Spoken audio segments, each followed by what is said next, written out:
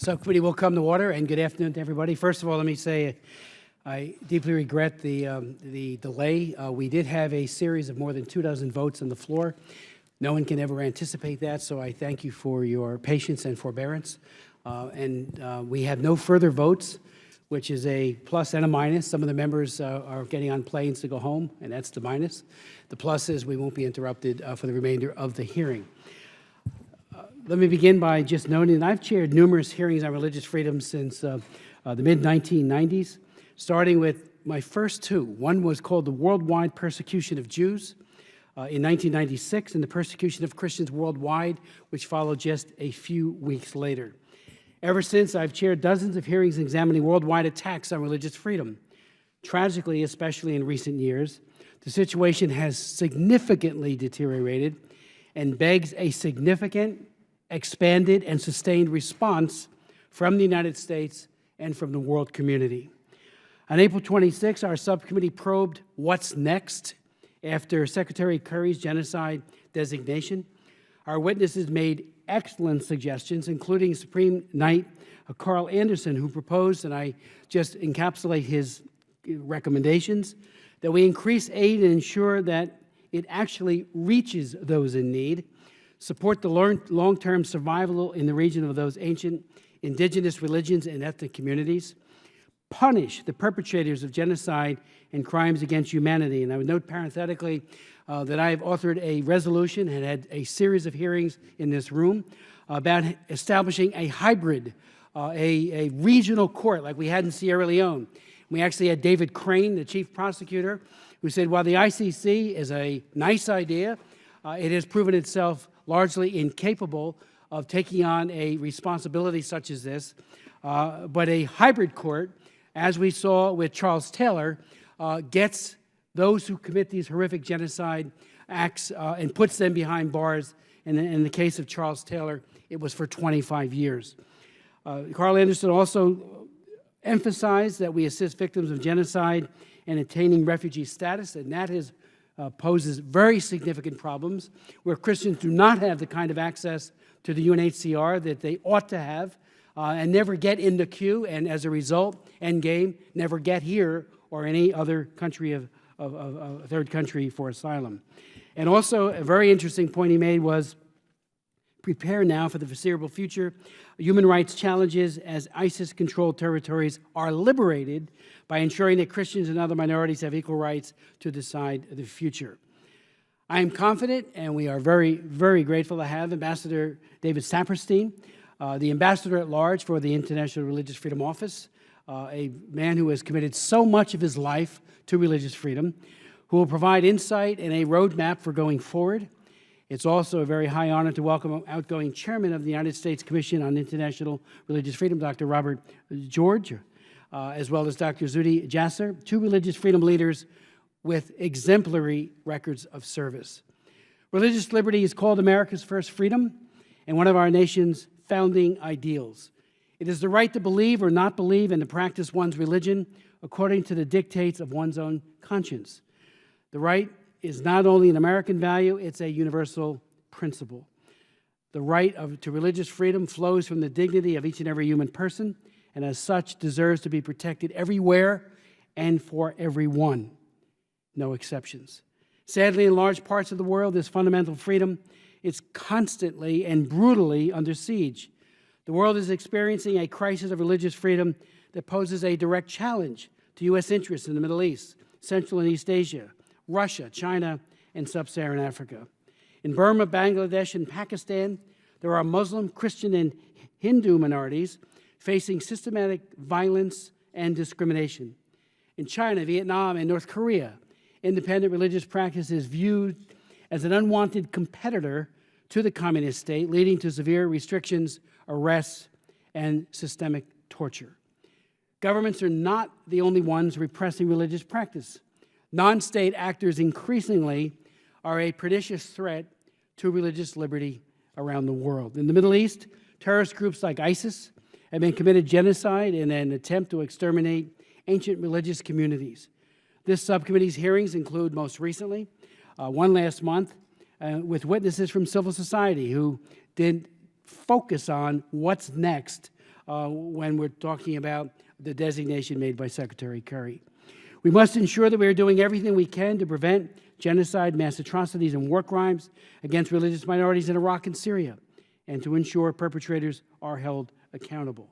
This is also true of Boko Haram, as I mentioned earlier, and both Greg Simpkins, and our staff director, and I have viewed firsthand churches and mosques that have been destroyed by Boko Haram. I'll never forget being in Jos, Nigeria, visiting with survivors who told harrowing stories of what it was like to have car bombs and people with AK-47s bursting into their congregations to destroy as many people as they possibly could. It is no coincidence that the worst violators of religious freedom globally are often the biggest threats to our nation. They are those who do not wish the Americans the most harm. Thus, the promotion of religious liberty is also important to our foreign policy initiatives, especially the promotion of human rights in general and democracy in particular. 18 years ago, Congress passed the landmark International Religious Freedom Act of 1998. That act made protection and promotion of religious freedom a priority, which it had not been in U.S. foreign policy. 3 different administrations have developed religious freedom policy, and 3 different administrations have had some success, but also some failures, to check the overall rise of religious-related violence and the decline of religious freedom globally. It is worth asking, what can we do better? Are new tools or ideas needed to help address the crisis? Does the International Religious Freedom Act need to be upgraded to reflect 21st century realities? Where are the flashpoints of persecution that need additional attention and resources, and how do we address them? That is why I introduced the Frank Wolf International Religious Freedom Act, H.R. 1150, along with Representative Anna Issue. The bill is named after former Congressman Frank Wolf, the primary author and great champion of the original International Religious Freedom Act, and that legislation has been landmark and decisive in its implications. H.R. 1150 strengthens the role played by the Ambassador at Large for Religious Freedom within the State Department, gives the Ambassador more tools and the ability to better utilize existing resources. The bill will elevate the Ambassador's status, sending the signal inside the government bureaucracy that this policy is a priority. It's not an asterisk at the end of a list of talking points that the President or Secretary of State has when he meets with his foreign interlocutors, especially prime ministers and presidents. More importantly, it will demonstrate to victims of religious persecution that they are not forgotten. You know, as it says in the Bible, hope deferred makes the heart sick. And if people think that nobody has their back, people do lose heart. The bill also provides a way for the administration to better coordinate international religious freedom policy. And there is an ever-expanding number of special envoys, special advisors, and ambassadors that often have overlapping mandates. U.S. diplomats are also needed to better training to recognize and understand the issues that they will face during their service abroad. Not some cursory, superficial, this is what religious freedom is. These are what the different denominations and beliefs adhere to, religious tenets, to really get into the thick of it. So when they're deployed, and that includes ambassadors, they're better equipped to deal in country with the challenges that they will face. The bill gives the President new options to address the decimation visited upon religious minorities by non-state actors and terrorist groups. I have to point out, this committee and my good friend and I and others have worked so hard for 3 years to get a foreign terrorist designation for Boko Haram. You go back and look at the record. We had Assistant Secretary of State Johnny Carson sit right where Rabbi Saperstein sits now, telling my subcommittee that they're just trying to embarrass the presidency of Goodluck Jonathan rather than being a radical Islamist organization intent on forcing people to become Muslim, and a radical portion of that as well, and also to kill pious Muslims who stand in their way. It took 3 years. It wasn't until we were going to mark up a bill in this room, the day of it, under John Kerry, not under Secretary Clinton because she was against it, we had a designation of foreign terrorist organization for Boko Haram. And we all know they are now the deadliest organization in the world, killing and maiming and raping and butchering. Finally, this bill recognizes the connection between the advancing religious freedom globally and U.S. national security and economic interests, the interrelatedness of all of it. The evidence has shown repeatedly that U.S. national security and economic interests are directly tied to religious freedom. Religious freedom can act to undermine the religious-related violence perpetrated by non-state actors. This bill, H.R. 1150, was unanimously passed by the House. It's pending in the Senate. Our hope and prayer is that the Senate will take it up. And I want to, before going to our distinguished rabbi, Ambassador at Large, David Saperstein, like to yield to Mark Meadows for any opening comments he might have. Thank you, Mr. Chairman. I'll be very brief because obviously we want to hear from you. I think the troubling thing for most Americans and indeed for most of the country and the world at large is that rhetoric that we defend religious liberties without action actually do more harm than good. And I think what, Ambassador, what I'm hopeful to hear from you is the action that will follow our rhetoric and where we have to truly stand up. And we are seeing it across many of the headlines on what religious liberty is and what it is not. And really where we have to focus on as a body here in Congress and indeed as the beacon of freedom in the world that the United States holds is that we have to stand up. We can't exchange the protection of religious liberties for economic gain. We can't exchange the protection of religious liberties for potential geopolitical gains. What we must do is stand up for religious freedom, and the rest will follow. And so, Ambassador, I welcome you as I do our two distinguished guests that will be on the second panel, and I'll yield back, Mr. Chairman. Thank you. Thank you very much, Vice Chairman Meadows. Without objection, Rabbi Saperstein's full resume will be a part of the record, but just very briefly, Ambassador Saperstein is the Ambassador at Large for International Religious Freedom. He was confirmed by the Senate in December of 2014, sworn in, and assumed his duties in January of 2015. Ambassador Saperstein previously served for 40 years as the Director of Religious Action Center of Reform Judaism. A rabbi and an attorney for 35 years, Rabbi Saperstein taught seminars in First Amendment church-state law and in Jewish law at Georgetown University Law Center. He has served on the boards of numerous national organizations, including the NAACP. In 1999, Ambassador Saperstein served as the first chair of the U.S. Commission on International Religious Freedom. Rabbi Saperstein, it's an honor to welcome you, and please consume whatever time you think is necessary. Chairman Smith, Mr. Meadows, I'm really honored and pleased to be here, and thank you for this opportunity to discuss the critical issue of religious freedom. I'm honored as well to address this with two such distinguished advocates for religious freedom, Robbie George and Zuhdi Jasser. I commend this committee, all of you on this committee, for your continuing focus and your effective efforts on behalf of the vital universal human right of religious freedom. And I thank you, Mr. Chairman, for your longstanding attention to international religious freedom violations, cases, and concerns. I truly cherish our partnership that we've had over the years. One is only to read the headlines in recent weeks and months to know that the challenge is to religious freedom are daunting. First and foremost, we absolutely must address the horrific and brutal predations of Daesh's activities in Iraq and Syria. In the months since Secretary Kerry's statement that in his judgment Daesh is responsible for genocide, crimes against humanity, and ethnic cleansing in the areas that it controls, we have significantly strengthened our efforts to ensure a viable future for members of impacted communities.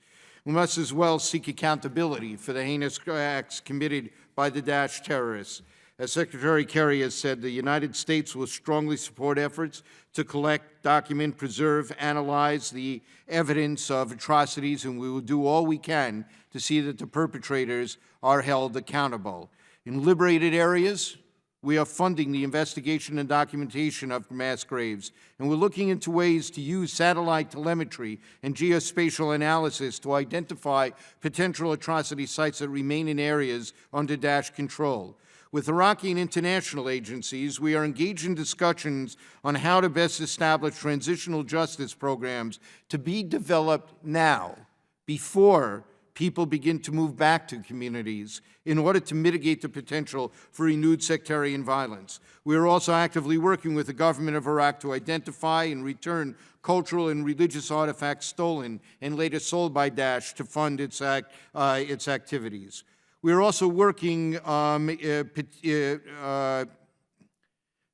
particularly in partnership with the Smithsonian Institution, with local communities to help them determine how they can preserve their religious and cultural heritage, including by preserving churches, shrines, cemeteries, synagogues, and mosques.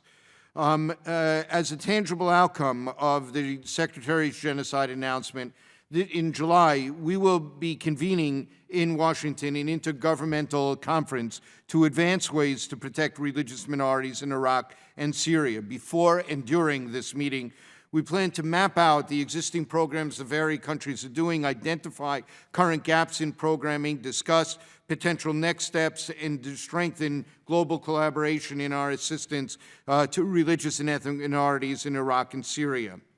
To move to another topic, the Secretary has announced the designation of 10 countries of particular concern for engaging in or tolerating systematic, ongoing, egregious violations of religious freedom, which included for the first time the addition of Tajikistan to that list.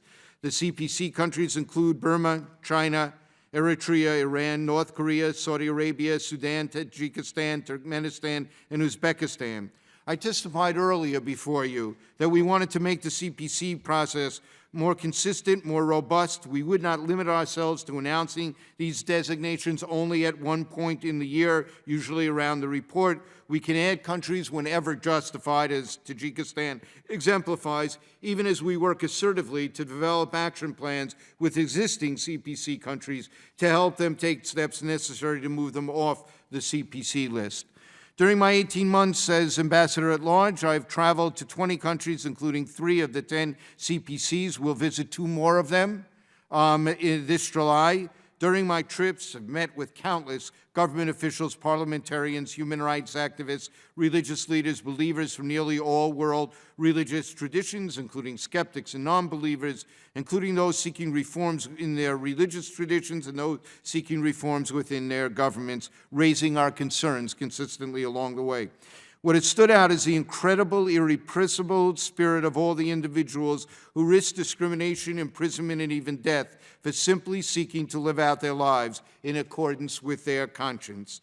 It is particularly memorable to me that I was in a crowded Sudanese courtroom in August 2015 to observe the release of 2 prominent prisoners of conscience, Pastor Siat Michael Ruut and Pastor Peter Yen Reith, for simply speaking about their faith. They had faced multiple charges, including blasphemy, promoting hatred amongst religious groups. They never should have been charged or imprisoned in the first place, yet now some of those charges, they were freed and out of the country, have been restored in other Christian pastors, including Hassan Abraham Taur and Koa Shammai, are currently in prison facing similar charges related to their faith. The continued presence of restrictive laws and the specter of heavy-handed government action against individuals of faith casts a pall over religious life in that country. And I mentioned Sudan precisely because I genuinely hope that this was a country that was interested in making changes and could come off of the CPC list. We had received some encouraging signals from key government officials, but we have yet to see the hoped-for improvements actualize. We must continue to press for reforms in all CPC countries, Sudan included. Chairman Smith, I know of your keen interest in China, another CPC. In August 2015, we went to China to raise important concerns. We actually saw some positive signs in some geographic areas of the countries, where more unregistered churches were allowed to function, more religious entities were allowed to engage in providing social services. I wish that we had been able to lift those up and to talk about them, but in other areas of the countries, to talk about them even more than we did, as indicative of changes in China, but in other areas of the countries, restrictions were far more the norm and far greater. Repression of Tibetan Buddhists in Falun Gong continues unabated. Restrictions on Uyghur Muslims have increased. Chinese officials have sought to politicize theology in state-sanctioned churches by compelling modifications of Christian teachings to conform to socialism. We were shocked when authorities detained human rights lawyer Zhang Kai and several other church leaders as they were preparing to meet with me about the tearing down of crosses in Wenzhou. I was appreciative of your calls, congressional calls, for their release, and note similar calls that emanated from many with whom we work in the international community. They were finally released, but the campaign to destroy crosses appears to have stopped for the moment. But as we know, too many others remain in prison for daring to stand up for their right to practice their religion. During the most recent U.S.-China strategic and economic dialogue, Secretary Kerry vigorously raised our concerns about growing restrictions on the exercise of religion and expression, particularly those that target lawyers, religious adherents, and civil society leaders. One potentially encouraging area is Vietnam. Since I was last here, we have engaged extensively with the Vietnamese authorities to bring about needed changes in their proposed draft law on religion and belief, and I hope we can discuss this further in the discussion period. We have moved to expand the work of the International Contact Group on freedom of religion and belief, which we helped to launch last year with my Canadian counterpart, former Ambassador for Religious Freedom, Andrew Bennett. The contact group met just last month in a meeting here in Washington that we hosted. Representatives of 16 countries and the European Union attended, and working together to map out ways that we can work together more effectively. With increased funding from Congress, we are significantly expanding our foreign assistance programs. Since the creation of the IRF office, we've devoted tens of millions of dollars to programs that contribute to the promotion of religious freedom. It is a deeply encouraging vote of confidence that you have appropriated, the Congress has appropriated additional funds in fiscal year 2015 and 2016. This will allow us to expand core religious freedom programs while starting new programs that will strengthen rule of law to protect and support the exercise of religious freedom. And address issues of violent extremism in countries like Nigeria, like the CAR, Bangladesh, provide further emergency assistance to individuals mistreated for their beliefs, and help countries to live up to the goals of UN Human Rights Council Resolution 1618 by combating religious intolerance in ways that simultaneously advance freedom of expression and freedom of religion. Over the past year, we have significantly expanded religious freedom training programs both for other countries across the globe and for our own staff from embassies all across the globe. More specifically, we've launched region-specific training sessions at Foreign Service Institute facilities around the world to help give our officers a clear understanding of what religious freedom entails, why it matters in the broad context of U.S. foreign policy, and how most effectively to promote those rights from an embassy or consulate. We have received extraordinarily positive feedback from the nearly 130 State Department staff who have participated in these training sessions. At the same time, we also continue to offer the semi-annual 4-day religion and foreign policy course that we run in conjunction with the Secretary's Office for Religion and Global Affairs at the Foreign Service Institute in Arlington. Finally, congressional funding is making it possible to significantly expand the Office of International Religious Freedom and our work. In addition to Special Advisor Knox Thames and myself, Mr. Thames sits behind me today, the office currently has now 23 full-time staff, and we have plans to hire several more very soon.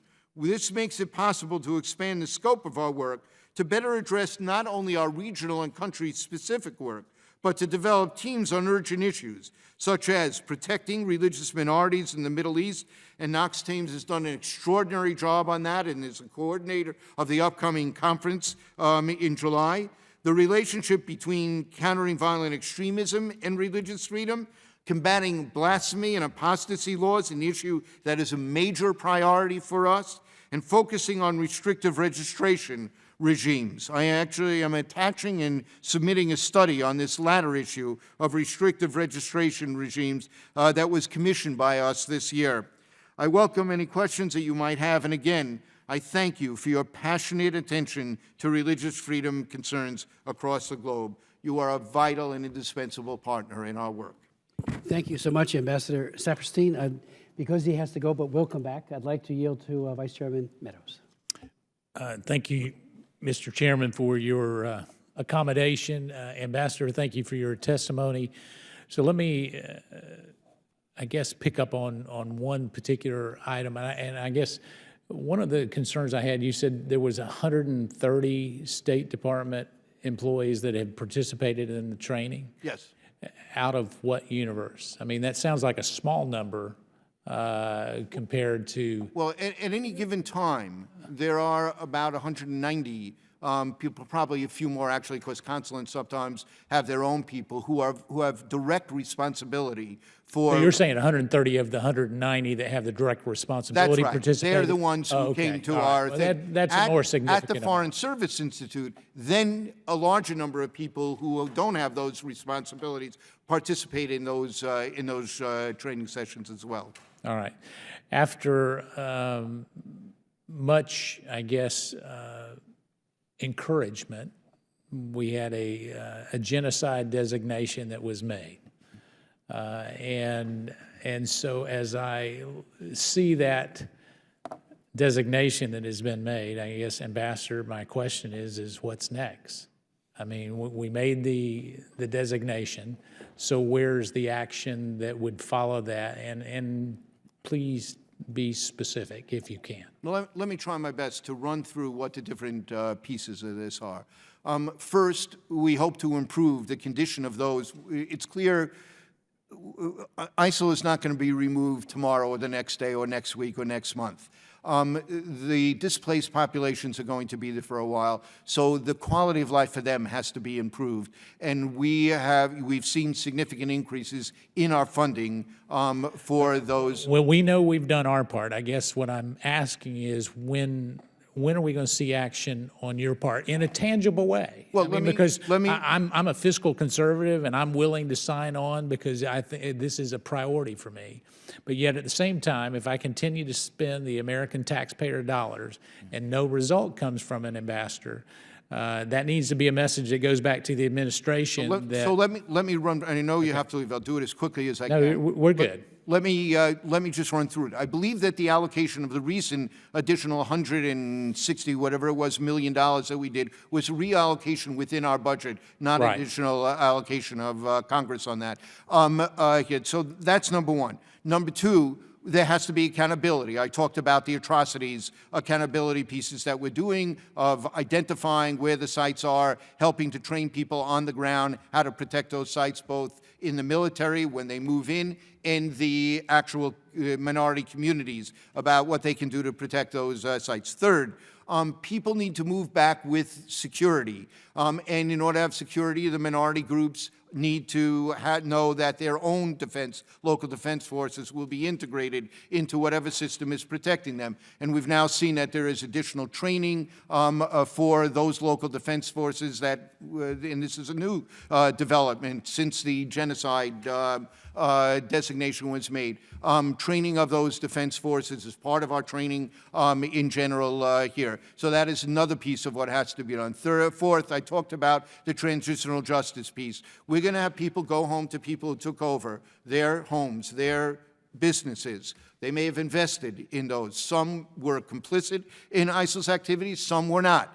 They were just opportunistic there. We've worked with the Iraqi government on this. They have taken steps in terms of ensuring title remains with the people who have fled, but there needs to be a reconciliation process of how to do this. And we're working with the UN and others in order to begin to do that, and with NGOs who are specialized in mediation from prior places that atrocities have been been taking place. We've leaned very hard in terms of working closely with Prime Minister Abadi, who has said he wants to change the governance structure to ensure minorities have a greater role in governance. They need to believe they can help shape the future of the country, and we were working on that piece as well. And then, of course, the central problem, which will be a partnership between Congress and the State Department, will be the economic rebuilding of those areas. And there are a number of proposals that are before us in our programming areas to do pilot runs on some approaches to that economic rebuilding. Well, Ambassador, with all due respect, some of those things that you've just mentioned had nothing to do with the genocide designation. I mean, they may be a offshoot of that, but their causal effect was not the genocide designation. Those were things that white papers, things that we were already embarking on. And so I guess my question becomes is, at what point in the process, in the spectrum of a designation gets made, we have all of these great things, and I'm not suggesting that all of those are great things that we should be doing. So I guess where I'm saying is for the American people, when we're really talking about affecting those who have been displaced. So 2 brief points. Okay. Here, I may not have been clear. Everything I talked about, I was talking about directly related to the minority communities who had been displaced and what is necessary to get them back. And those have happened since we've made the genocide designation. Well, that would be my second point. That was my point. That would be my second point. Okay. Clearly, I believe, and I believe our nation should be proud of the fact that we were doing significant amounts of things, including our military action, the coalition of 60 countries to help, that we would have done had we declared genocide at the very beginning of this, and we acted accordingly to that. So the fact that we were already doing many of these things, and we had plans already in motion even before it, and we stepped up the implementation of that, shouldn't be the judgment of whether genocide mattered. The question is, what are we doing? Are we acting appropriately to a situation in which genocidal activity has been taking place? And all of this, what we did before and what we have done subsequently, I think paints a robust picture. All right. So with that robust picture, I'll ask my last question. There is a thought, or at least a hypothesis out there, that it took so long to get the genocide designation that any follow-up that we're doing is more to comply with that, and in sort can be some window dressing. And I say that's not something that I am putting forth. I'm just saying that that's something that I hear continually from my constituents and those that are concerned about this particular issue. So as we look at that, how do we define success in terms of really addressing the atrocities that continue and have gone on and hopefully will stop soon? How do we define success where we're not judging it in terms of the number of people who have participated in a training program or the number of people that are doing this? How do we do that, Ambassador, so that I can take it back? So the next time I vote for additional funding, I'm supported in that. I will answer that directly. Give me 20 seconds to make one other point. The conference that we are holding, right? It was part of a sequence of conferences at the UN Security Council, then in Paris, that led to an action plan, but without commitments from countries of what to do. After the genocide designation, we moved, the next conference got delayed 6 months. We moved immediately to contact all the sponsors, France, Spain, Jordan, to say, let us have an intermediary conference that will be focused entirely on international commitments. That is a direct result of the— Thank you. That's helpful. So the test for me is, does it protect these minorities, A? And I believe when I saw our intervention on Mount Sinjar, when I saw our intervention in the Kaba River in the north of Syria, here, where ISIL was pushed out of areas and prevented from engaging in more genocidal activity because of our intervention, in that there is, with the extraordinary help of the KRG, there are safety and protection for these people. That is one thing. Secondly, can they go back safely? And do they have a chance to really rebuild? and to restore these great historic communities that were part of the marvelous diverse tapestry of life in this region. And all of those pieces I have talked about are what we think the indispensable pieces are, and I gave you a roadmap as to where we are. Some are not as far along as they need to be, and we are pushing very hard to ensure that they are. Some we are making significant progress on, but those are to me, is the test. Can they remain safely in place at a quality of life that they will not feel their only option is to flee, so that those who want to go home can, and then can they return back with justice, with security, and with opportunity, both economic opportunity and opportunity to shape the future of their country. And those, to me, should be the ultimate test. I think we are making progress. The world community has a lot, and Iraq, far to go still into making that a reality. Well, I thank you for that direct answer. It's encouraging. We'll certainly be following up. I hold you in very high regard, as I do your staff. Obviously, there are times where competing agendas take place here in this city. And so the message that I would like you to convey is this is one that should be a top priority. It's foundational of who we are as freedom-loving Americans. And so it should be our top priority. And as that, with the chairman's leadership, we're going to continue to follow up. And so that message needs to be taken back. If you would do that for me, Ambassador. I give you my word that I will at the highest levels, Mr. Meadows. And you should be assured about one thing. It may have taken us a long time to actually get the actual evidence, because we didn't have access to the areas that ISIL controlled, to get sufficient evidence. And a lot of people who, from the Hill and from the NGO community, partnered with us in getting that evidence. Nobody pushed that process harder within the State Department to say, I've got to get to the legal standard, and this is an absolute priority for me, than did the Secretary. He deeply believed that we had a responsibility to make this determination once we were able to accumulate the evidence. He drove it. I like to say, you know, it was he drove it. Well, here and made sure that it happened. And I know it took longer than others would want it, including the Secretary, but he felt he had to meet the legal standard, and the second he did, he moved to make it public. Well, if you would please pass along, if it doesn't hurt him politically, my appreciation, and certainly kudos to him, and I'll yield back. I've got to run. We'll be monitoring this. I look forward to working with you. Thank you. Mr. Meadows, thank you very much. And Ambassador, a couple of questions. First, when Secretary of State John Kerry made his designation, he said, in my judgment, and then he singled out the Shia, Yazidis, and the Christians. If that could be further delineated for this committee, exactly, does that mean the entire government now, the administration, the U.S. government made that, or was it a Secretary of State's judgment call? Is there any difference between the two? And so the definition of genocide, its legal and moral implications. What are the legal implications? What are the moral implications? I know what it took to get there, because I was part of that process as well. My first hearing on genocide against Christians was 3 years ago in this room. And we heard from a number of NGOs who were almost bitter with how there was looking askance by the administration. We had an administration witness who kept saying, let me take back that, because they raised all of these specific instances of what can only be construed as a genocidal series of acts.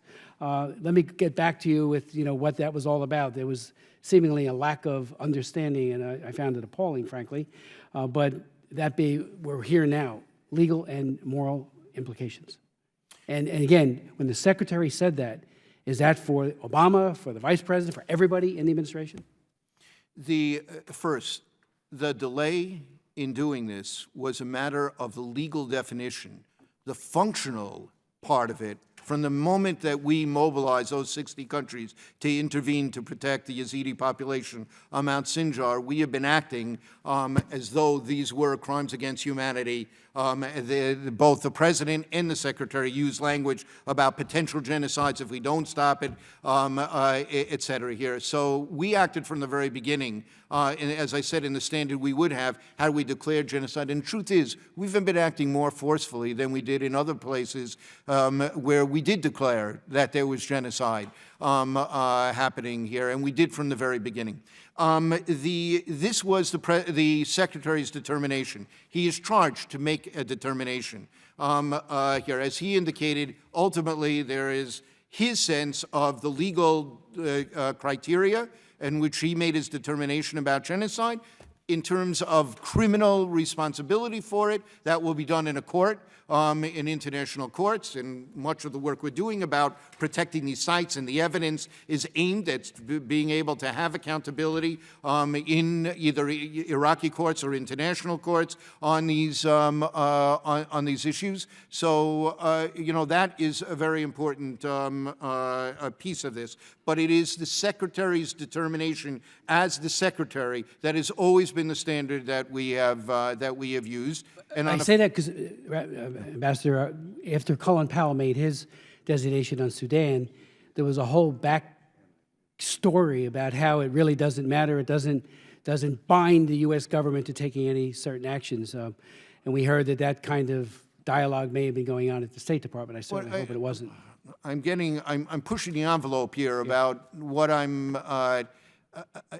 about my own clarity on this. I don't question your clarity. It is my understanding that that standard actually still holds.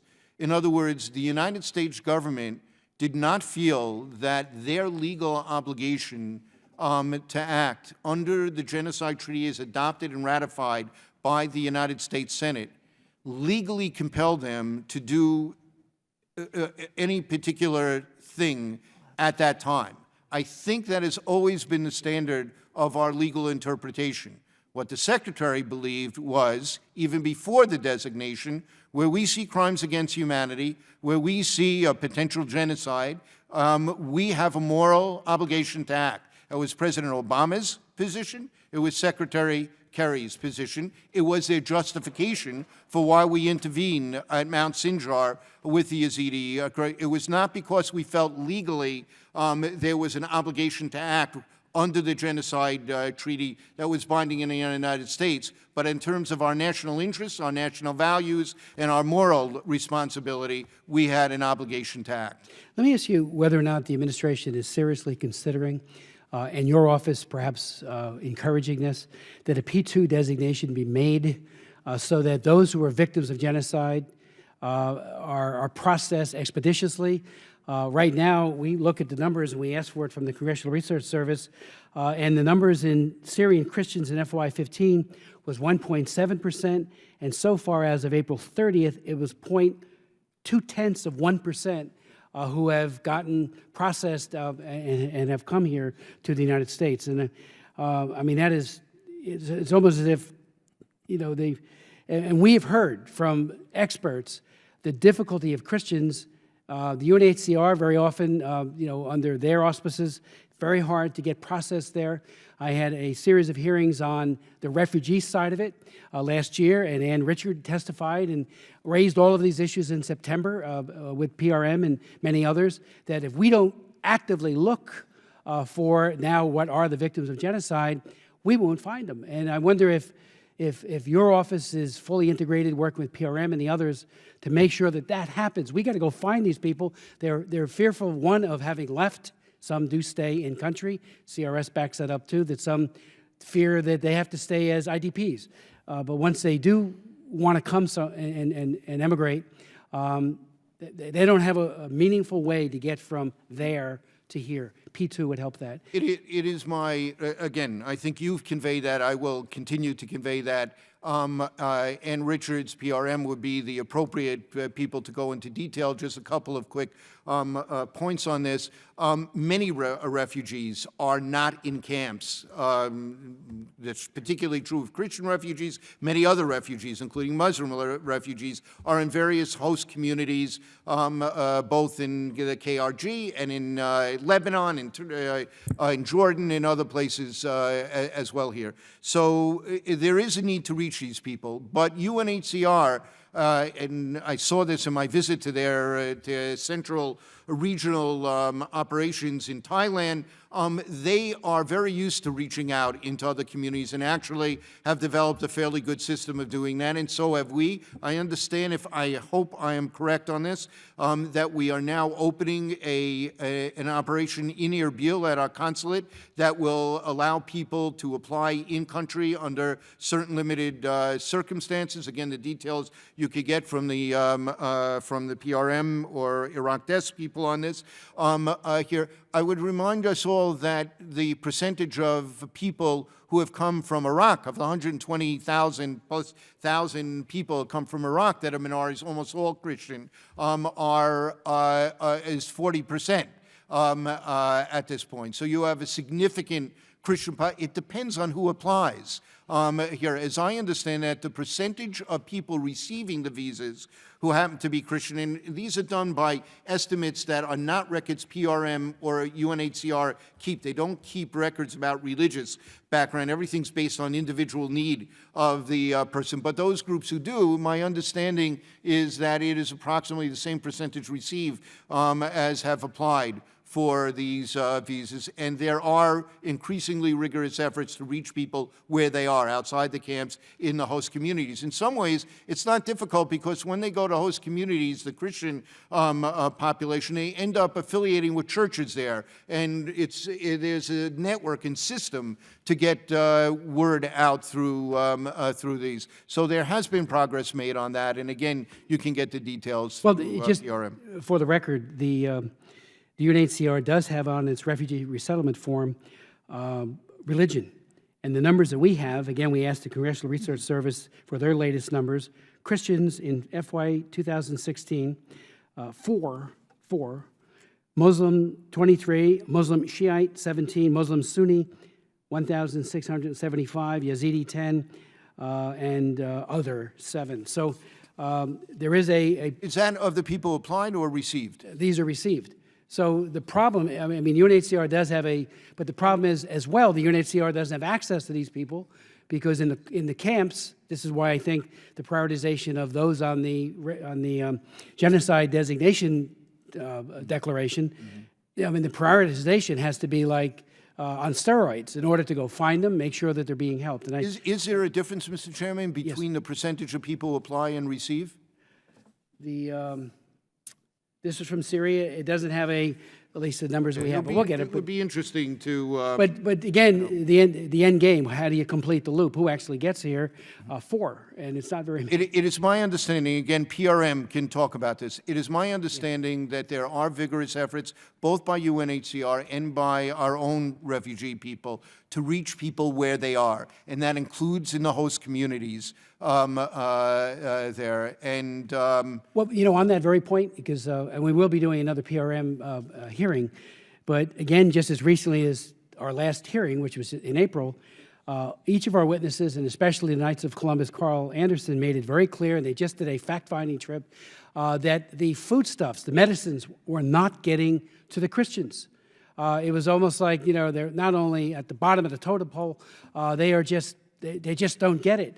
And he made the strongest admonishment imaginable that people will die, women will be sicker, particularly those who are pregnant, and you know, at higher risk of malnutrition and stunting for their children, unless the diocese and other faith-based institutions are further prioritized. And we've asked the administration, please do that. And you know, I know that's not your, you know, primary focus, But please, But we ask share, them- we share those concerns, and we understand. We think the faith-based community has particular expertise and particular access to these populations. They are, dealt with as other groups are based on their ability to do it. I think that ability is significant, and I think that's the way they should be treated, based on their ability to achieve what has to be done, and you've given the justification for why they are an effective partner in this work. Before yielding to my good friend Dana Rohrabacher, Chairman Rohrabacher, Indeed. very quickly, a couple of very, very strong concerns. I chair the China Commission. I've held 60 hearings on China human rights abuses. Was just there with two of my staff members, gave a major speech on human rights in Shanghai, at NYU Shanghai, just in February, after 7 years of not being able to get a visa. My point and concern is, under Xi Jinping, the signification of religion, just like the draft law on NGOs, is a further tightening, the likes of which I haven't seen. I've been in Congress 36 years. There's a aggressive mood to decapitate all faiths, Tibetan Muslims, Muslim Uyghurs, and of course Christians, even part of the officially recognized church. This signification, new rubric that under which he's put this. We had a hearing just a few weeks ago on torture in China. And of course, the UN has singled out China as an egregious violator of torture. 20 years ago, in this room, we heard from Paul Gyatso, a Buddhist who couldn't even get into Rayburn. You remember that hearing? Couldn't even get into Rayburn because he brought in the implements of cattle prods that were being used against him and others. Horrible, horrible torture. It has gotten worse. We just heard from Golag Jigme, who talked about the torture chair, tiger chair, which is a torture chair, and said increasingly they're using it against people of faith, particularly Buddhist Tibetans and Christians in Falun Gong. And our president, in my humble opinion, has not raised these issues. You have, but at the highest level, Xi Jinping to Obama and back, have not raised these in a way that says there will be real-world consequences if you continue torturing and maltreating people of faith. China is in a race to the bottom with North Korea. We all know it. It is getting worse. It is a CPC country, as it has been from day one.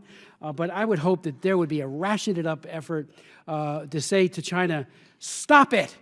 I've never seen anything like it. When he went into detail, as did our other witnesses, about torture in China, and explained how this chair, this tiger chair, just is an excruciating implement of torture. So please convey that. I truly will. And I will say, again, that's one of the reasons I address the issue of signification in my testimony. Here, we were very disappointed that the conference on religion that they had, which we had hoped might show some progress, instead focused on this idea of the signification of religion, and that was in terms of the message of President Xi, and we hope there will be a significant change in that. I will say, as I did in my testimony, that Secretary Kerry was particularly strong at the seed dialogue that took place just a couple of weeks ago, particularly strong in speaking out about the violations of religious freedom. Here, it was a very strong message, and equally so on the broader human rights agenda. So the kind of disappointment, I think, in patience for improvements in human rights that you have expressed, I believe was expressed quite strongly by... My last question, I have a dozen, but I'll submit the rest for the record before going again to Dana. Please. On Vietnam, 4 times the Congress has passed my bill called the Vietnam Human Rights Act. 4 times I got over to the Senate beginning in 2004, Secretary Kerry put a hold on it. And it set benchmarks, particularly on religious freedom, that could be achieved, and it did not eliminate, froze any additional increases in foreign aid, which could be a great lever for us to use. It's pending here now again in the House, but 4 times, 4-0, Senate never even got a vote on it. I've been to Vietnam many times like you, and glad you raised those issues so strongly. but please, Vietnam should be a CPC country. I remember when John Hanford, right as the bilateral trade agreement was being negotiated, thought that there would be a great carrot, former Ambassador-at-Large John Hanford, to take Vietnam off the CPC list in the hopes, and it was a hope. He had deliverables that he thought they were going to provide. They made all kinds of noise about, they're going to change the registration agreements. I went to Hanoi, Ho Chi Minh City, and Hue, met with 60 different religious leaders while I was there and government people. Everyone was saying, this could be the beginning. We're on the precipice of a real reform. As soon as they got bilateral trade, they severed any kind of thought about human rights adherence and went, again, right back into the repression. I fear we're making that same mistake now. The Commission has made a recommendation for 7 countries that they truly believe should be on CPC. You're right. Anytime you want to make that designation, you are legally authorized to do so. The ones that are listed all ought to be on there. But Vietnam, I would put exclamation points behind it, because they got away with murder when they got off of that list.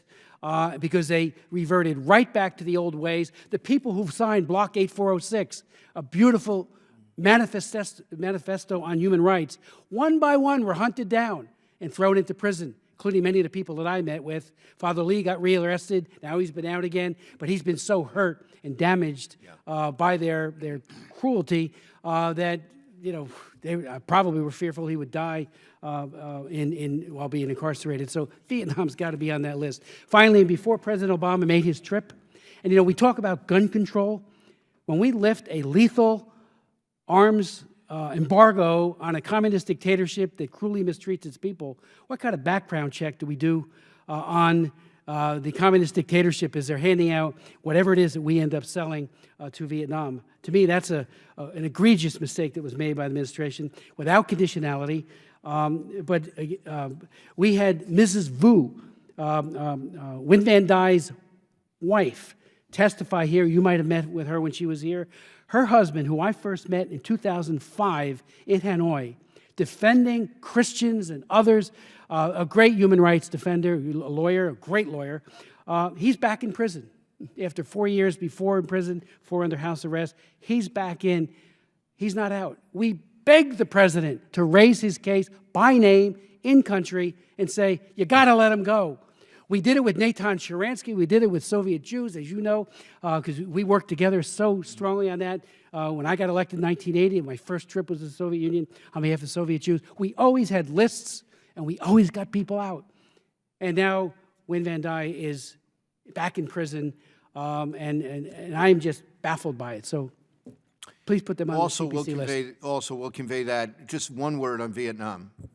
They are writing a new comprehensive law. There will be 2 benchmarks. One, does the law make significant improvements?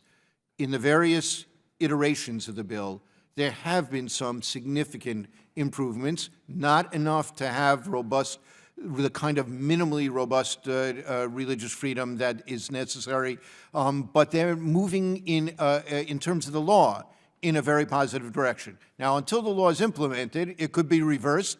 Those gains could be lost. But if it continues in that direction, that will be one benchmark for us. The second benchmark is, will it actually change anything on the ground?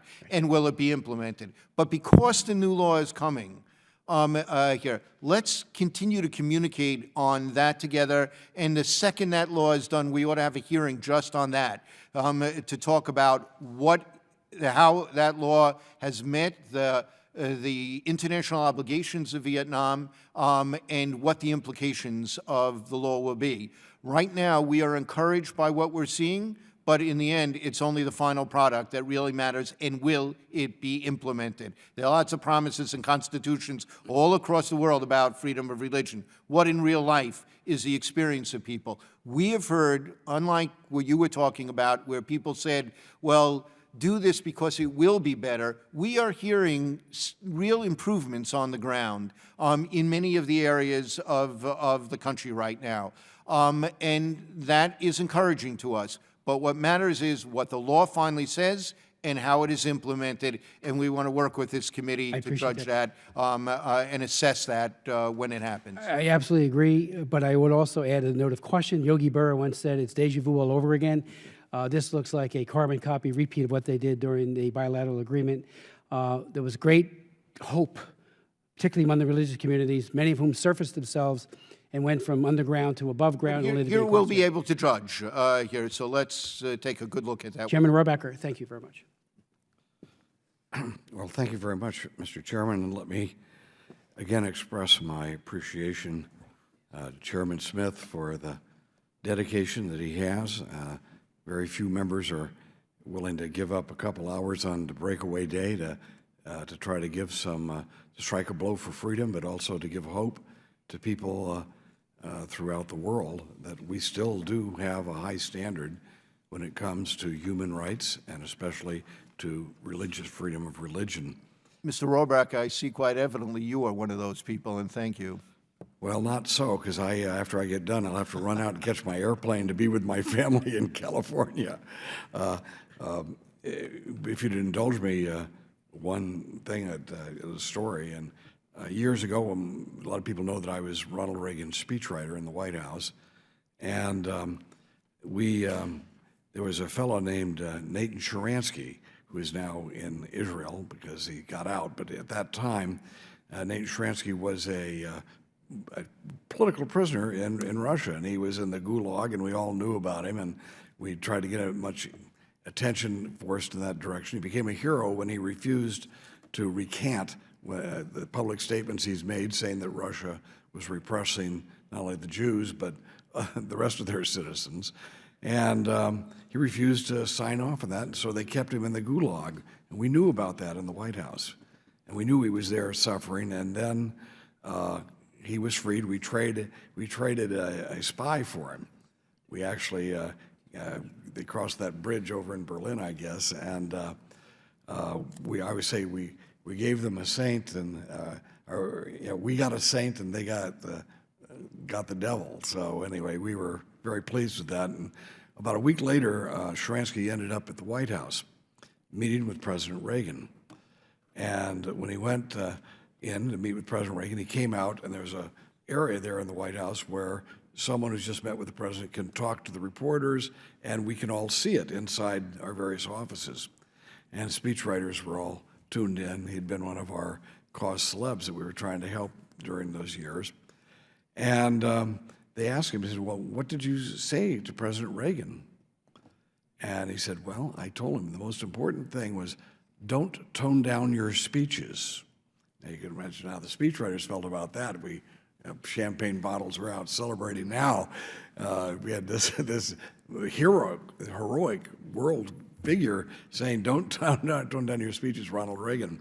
Well, what happened is, of course, and he said, and they proposed, well, why is that? And he said, well, I reminded the president that when I was at my bottommost, darkest part of my incarceration, I was being kept there in basically a dungeon and with no contact except one person came in and gave me my meals, and someone, when they gave him his meals, had smuggled a piece of paper to him. And on that paper, on his meals, was written, the President of the United States has just called the Soviet Union an evil empire. And he said, when I knew that the President of the United States understood that and was willing to speak out to the world and say that, I knew there was hope for me. So we have to understand when we speak with a loud voice, there are people, not just hopefully the jailers, but the people inside will be given hope as well. Quite frankly, when you mentioned, and I just would be very frank with you, when you talked about how they're rewriting this law in Vietnam, that did not give me hope. Vietnam is a country that does not believe in the rule of law. They don't have an independent court system in Vietnam. They don't really have a system of government that's elected and thus has a legal obligation to the people. The laws that was the most restrictive on government and the repression and restricting whatever repression could happen among the people during the Cold War, do you know what that? It was the Russian Constitution. The Constitution of the Soviet Union had every protection in it. Meant nothing, zero. And I'm afraid in Vietnam, they're going to have to prove it to us. I spent some time there back in 1969, and I actually was up with some Mountain Yard tribesmen up in the Central Highlands. And you know what's happening to the Mountain Yards today. They've been converted to, Chris, they've been converted to Christianity. They were actually evangelicals more than Catholics, and they're being severely repressed now. And I hope that what we're doing gives them a sense of hope that we have not forgotten them. And it's in Vietnam's interest to work with us now. So let's make sure we reach out. And Russia came to a point where the Soviet Union could work with us. And then to Russia, I noticed that there's one area that Jehovah's Witnesses are now facing some problems. But I've been in and out of Moscow and Russia a number of times. And one thing that really has struck me is that they have almost total freedom of religion. I met with the Mormons, the Catholics, the Orthodox, the Baptists. I met with all of them, and none of them had any complaints. What a great achievement that is and by the way, is also the head rabbi in Moscow. What a great achievement that is as compared to the time when a paper was smuggled to a Jewish prisoner and gave him a hope. So I'm not quite as worried about Russia. We have to make sure they understand we're watching. But what really is upsetting to me about what the administration, perhaps what your job is, and what I'm worried about, and Representative Smith has already raised that, and that is we're not in just a world where people are being persecuted for their faith.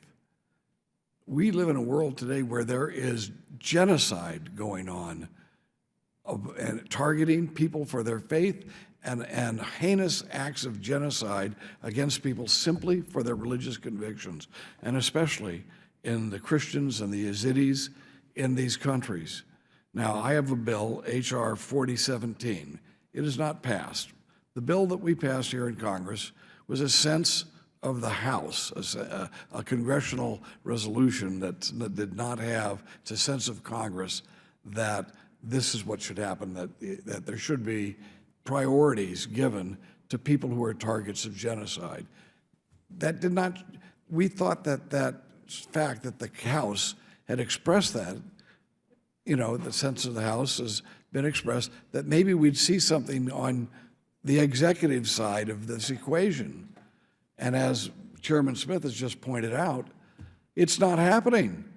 When you have 4 Christians and thousands of Muslims coming in to this country on a refugee or immigrant status from that very same country and area that we said, please give priority to the people who are being targeted for genocide.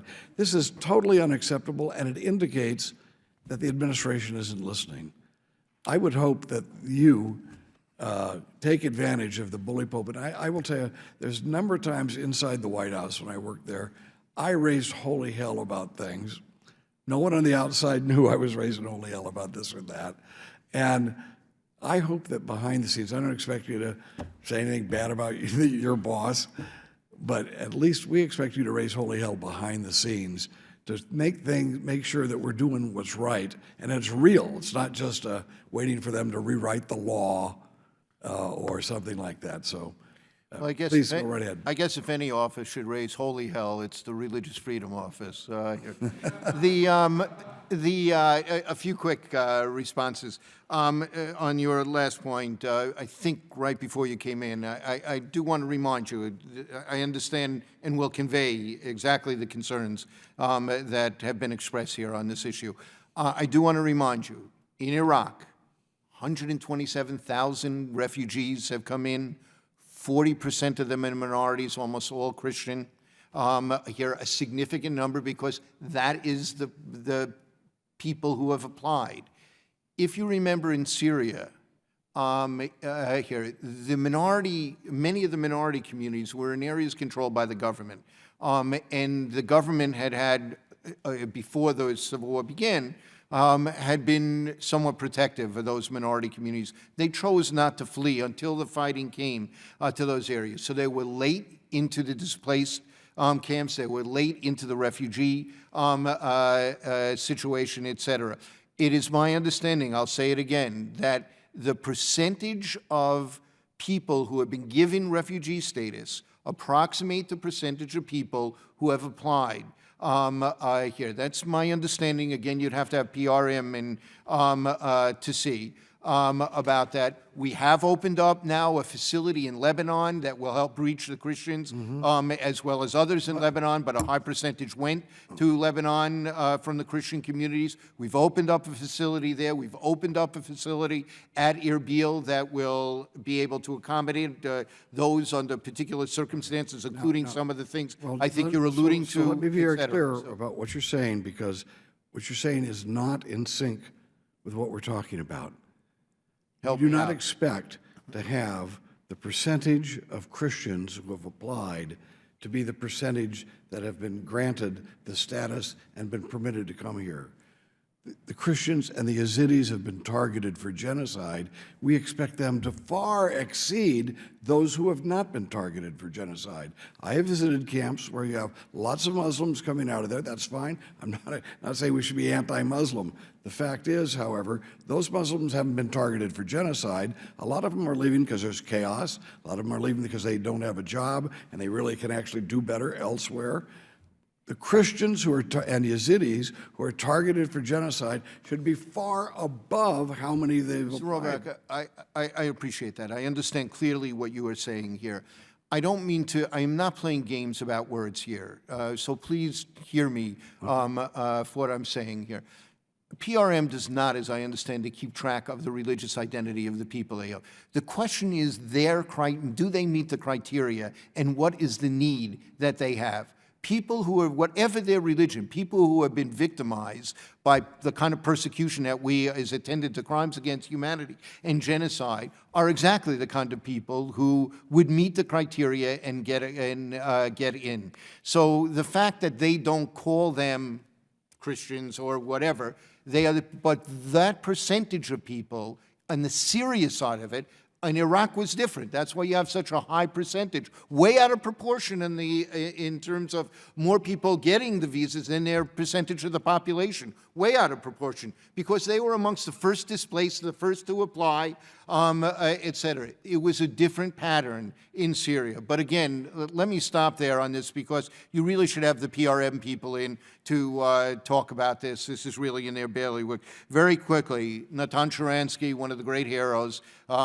Congress was phenomenal about the Soviet Jewry movement and about Natan Sharansky personally. He is a dear friend who I had the opportunity before taking this position to work with very, very closely on common concerns. And You know, Mr. Ambassador, and then I'll close off. I'm sorry for taking too much time, Chris.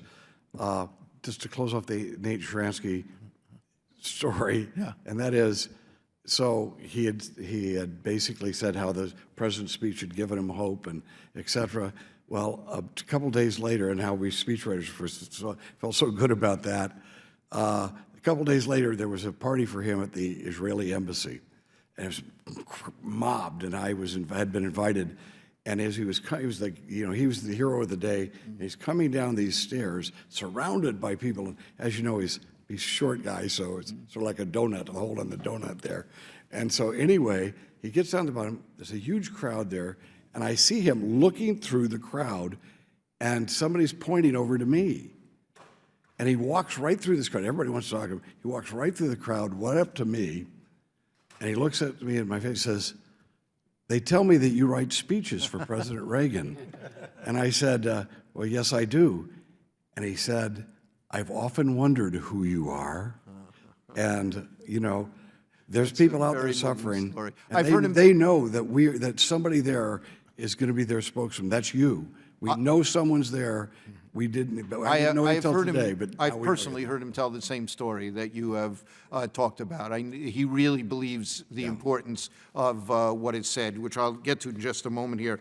I just returned not too long ago, a matter of weeks ago, from the Central Highlands in Vietnam. Really? It is a more difficult situation there. We do not hear the same messages. On the other hand, you're seeing an enormous growth of the evangelical community, somewhat of the Catholic community. That wouldn't have happened 20 years ago. It wouldn't have been possible 20 years ago. Here, so I would just comment. I mean, that's an obvious point, but I would comment on even there compared to what was. There has been some improvement here. For those who are victimized, for those who are harassed by the police, for those who are in jail and are being, physically persecuted there, it may not feel different at all here. But at a macro level, what we hear from people does show a positive direction. But again, the test will be, what does the actual law, not the promise in the Constitution, the law say, and how is it implemented? And we have said to the Vietnamese over and over again, you have a chance to really make a profound difference. And I'm glad to come in and brief you on exactly what some of those changes are. I think they would be fascinating for you in Pleiku? that they already were doing this. We were up in that area, yes. In the Highlands, did you go to Pleiku? In that area, yes. Where did you stay?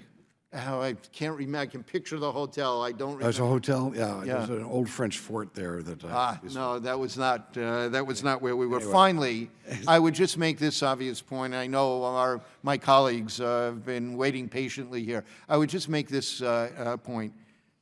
What Natan Sharansky said to you about what it means for people there is exactly why our report names prominent political prisoners of conscience, religious political prisoners of conscience, here lifts up their cases, lifts up their name. When I travel to a country, almost every person that you've named, Mr. Chairman, I have raised directly with the Ministry of Justice, with the Security Ministry, with the Religious Ministry, et cetera. We want the government to know.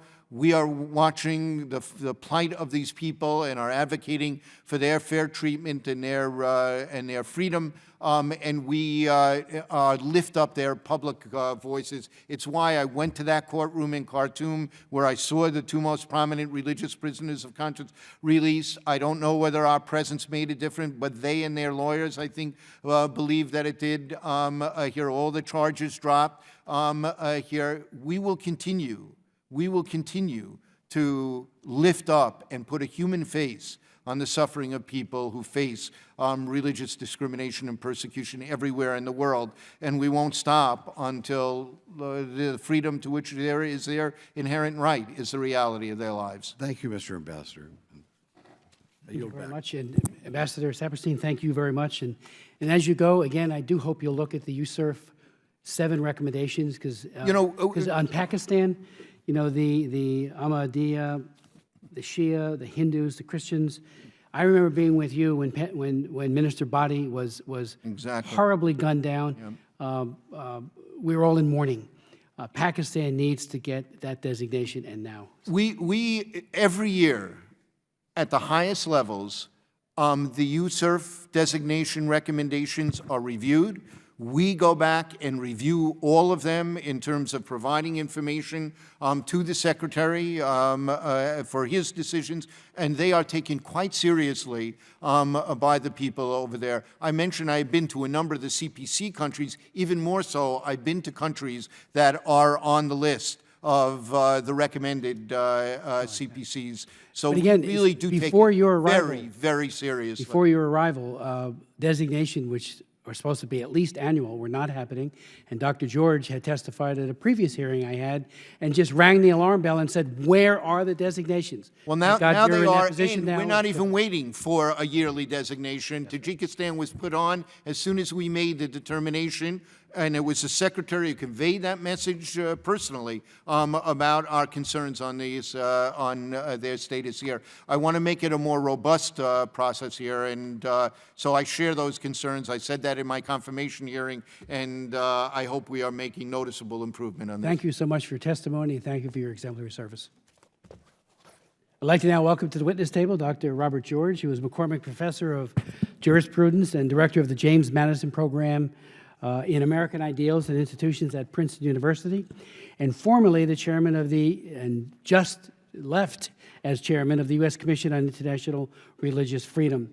He has also has served in the President's Council on Bioethics and as a presidential appointee to the United States Commission on Civil Rights. He has also served on UNESCO's World Commission on the Ethics of Scientific Knowledge and Technology. He's the author of several books and had his work published widely in academic journals. Is a regular commentator on major media outlets and has testified before this subcommittee and so many others on the House and Senate for many years. We'll then hear from Dr.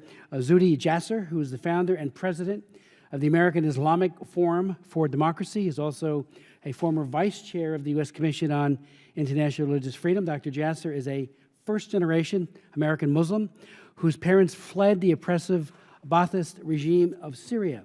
He earned his medical degree on a U.S. Navy scholarship, served 11 years in the United States Navy. Dr. Jasser has testified again before Congress, and I thank you both for your patience, especially with those long votes. But the floor is yours, Dr. George.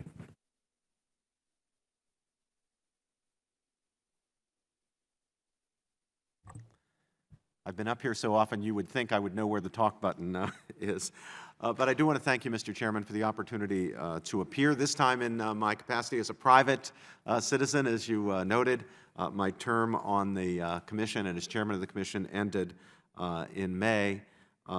It was a great honor to serve on the commission and as its chairman. And I thank the Congress for having the wisdom and the foresight to create the U.S. Commission on International Religious Freedom, which does profoundly important work for the country and for persecuted people and prisoners of conscience abroad. I hope that in the future, Congress will see fit to extend the life of the Commission as it did recently and to provide the Commission with the resources that it needs to do the very important work assisting you that the Commission does.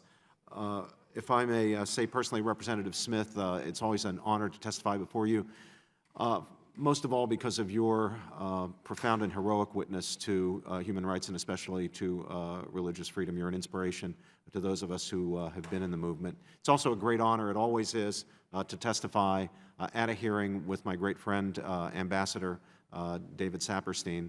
Rabbi Saperstein, was a dedicated champion of religious liberty long before he took up his present duties as our chief spokesman within the chief advocate within the administration as the ambassador at large for religious liberty. And I'm grateful for all the work that David has done.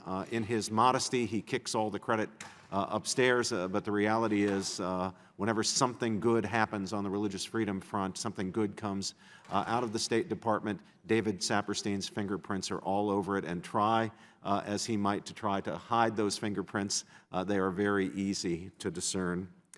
I'm delighted to be testifying along with my great friend and colleague with whom I served 4 years on the Commission, Zuhdi Jasser. Zuhdi will provide, Mr. Chairman, some details about the countries that have been in our focus. I'm going to provide some general observations. First, the so-called secularization thesis, what sociologists have for 30 or 40 years called the secularization thesis, namely the idea that as modern life advances, as modernity advances, religion retreats, is dead. USERF's mandates, making policy recommendations to the President, the Secretary of State, and the Congress about violations of religious freedom abroad was, I think, regarded in some circles as not something that will be of lasting importance because of belief in the secularization thesis. But if modern events have proved anything, contemporary events have proved anything, it's certainly that religion is and remains and will be into the future highly salient in people's lives and therefore in our foreign policy and in foreign affairs. World events have, in short, exploded the so-called secularization thesis. As societies modernize, religion has not lost its authority, and secular institutions have not achieved the cultural, social, economic, and political supremacy that secularization theory predicted.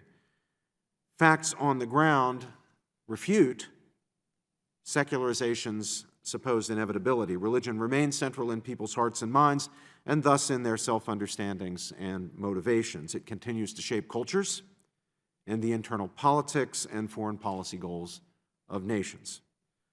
My written testimony touches on Burma, China, and Iran in this connection, but I could have noted many other nations as well. Secondly, why religious freedom? Well, if you don't get religious freedom right, you don't get foreign policy right at all. The secularization thesis's well-deserved repudiation should reinforce religious freedom's importance and its centrality in U.S. foreign policy. But I want to submit something further, and that is that if religious freedom advocacy is left out of the equation, U.S. foreign policy objectives, including promoting human rights, promoting stability, promoting democracy, promoting economic well-being, and women's rights, will suffer. My written testimony highlights India and Pakistan, in particular, two different and historically hostile neighbors that the U.S. seeks to engage. Notes these countries on that issue. But this engagement cannot succeed without dealing with the roles of religion, religious freedom, and religious freedom violations. Third, the importance of conscience. As a conscience right, religious freedom is more than merely the right to worship, more than merely the right to pray in one's mosque or synagogue or church or temple or around the dinner table or on one's knees at bedtime. It is much more than that. It is the right to follow one's own conscience on matters of faith and belief wherever it leads, so long as other people's rights and essential principles of public order are respected. That call to conscience includes rejecting belief in any religion. Unbelievers have the right to religious freedom too, the right to their unbelief, the right not to believe. So religious freedom is not just the right of religious people, though it is certainly that. It's more than that. It's the right even of unbelievers. It's a universal human right, a right that all of us as human possess. Now let me turn to two issues that are central to the right of religious freedom as a practical matter. First, repealing blasphemy laws, the need to repeal blasphemy laws in the nations that maintain and enforce them. And second, standing up for prisoners of conscience around the globe. Blasphemy laws restrict the freedoms of religion and expression, thereby violating two of the most basic civil liberties and hallowed human rights, and leading in some cases to the destabilization of societies. Blasphemy is, quote, the act of insulting or showing contempt or lack of reverence for God, unquote. And you can imagine how such a thing, blasphemy understood or defined in that way, can be abused and misused and exploited as a tool of persecution. Pakistan, where blasphemy carries the death penalty or life imprisonment, has more people sentenced to jail or death for blasphemy than any other country. And that's why I urge Congress to pass House Res. 290, introduced by Representative Pitts and Representative Jackson Lee, which calls for the global repeal of blasphemy laws. I would ask you, Chairman Smith, I would ask the Congress to prioritize the passage of that legislation. It's vitally important that Congress signals that blasphemy laws must go, that Congress signals its understanding that these laws are used for no reason other than persecuting minorities, and that these laws are simply intolerable. Prisoners of conscience are imprisoned, people who are imprisoned for peacefully expressing their conscientiously held beliefs or their unbelief, or for their mere identity, although they have neither used nor advocated violence. We must shine a light on them and the laws and policies that led to their imprisonment, and we need to hold the governments responsible for persecuting them accountable. While quiet diplomacy has its place, public inattention or public silence emboldens persecutors. Oppressive nations must be prodded publicly and not merely by backdoor diplomacy. to protect their own people. I want to mention here publicly a recently released prisoner, Father Lee, for whom Representative Smith, you, Chairman Smith, have tirelessly advocated. We must remain vigilant about the conditions of his release and pay heed to the many others who remain in detention in Vietnam, where he was held, or elsewhere. Fourth, the role of civil society. As intermediaries between the state and individuals, civil society organizations and institutions undergird successful and stable democracies and indeed governments of all kinds.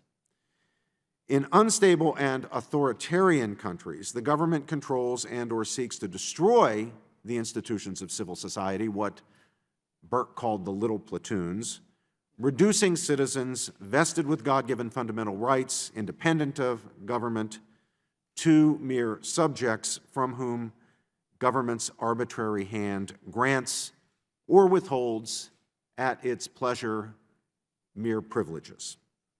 Too many countries, including Russia and India, are shrinking and even closing civil society's space because these governments view civil society groups as threatening to their authority.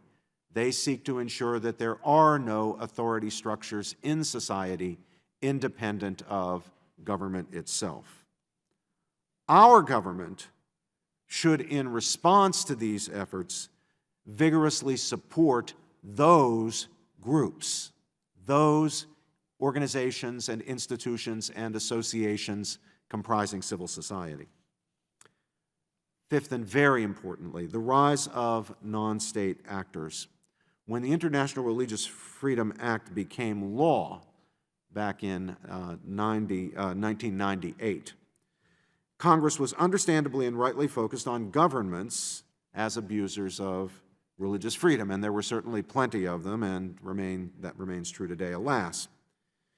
But because non-state actors are now among the primary and worst perpetrators of egregious abuses, permitting our government to designate these non-state actors as severe violators would both reflect reality, the new situation, the new facts on the ground, and also allow Washington to better engage the actual drivers of persecution.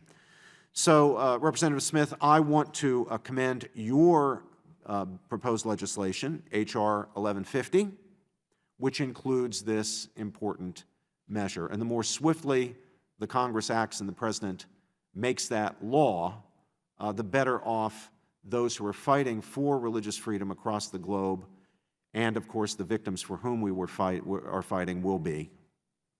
It's important that this go through. Sixth, genocide, refugees, and internally displaced persons. Of course, Ambassador Saperstein has spoken to this in some length. Confronting genocide and protecting refugees and internally displaced persons are among today's top moral challenges. Genocide. The hallmark of genocide is the intent to destroy a national, racial, ethnic, or religious group.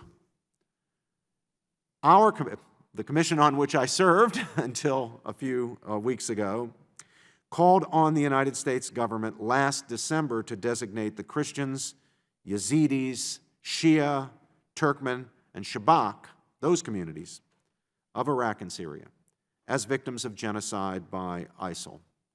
We pushed very hard. We also encouraged the United States and the international community to bear witness to these crimes and additionally designate genocide and crimes against humanity, whether those are committed by ISIL, by the Assad regime, or by others. It doesn't matter who the perps are, who the perpetrators are, and it doesn't matter who the victims are. What matters is where genocide and crimes against humanity occur, they must be called out as such and designated as such as swiftly and unequivocally as possible. While we certainly welcomed Secretary Kerry's March 2016 declaration that ISIL is responsible for genocide, and we commend all who assisted in bringing the Secretary to that decision and announcement, we must do more. My written testimony for today includes additional recommendations. On refugees and internally displaced persons, the horrific refugee crisis worsened this year, with religion factoring into the worldwide humanitarian crisis, forcing literally millions to flee, including 3.3 million people in Iraq, more than 11 million in Syria, the land of my own ancestry, and of course, the land where Zuhdi Jasser comes from.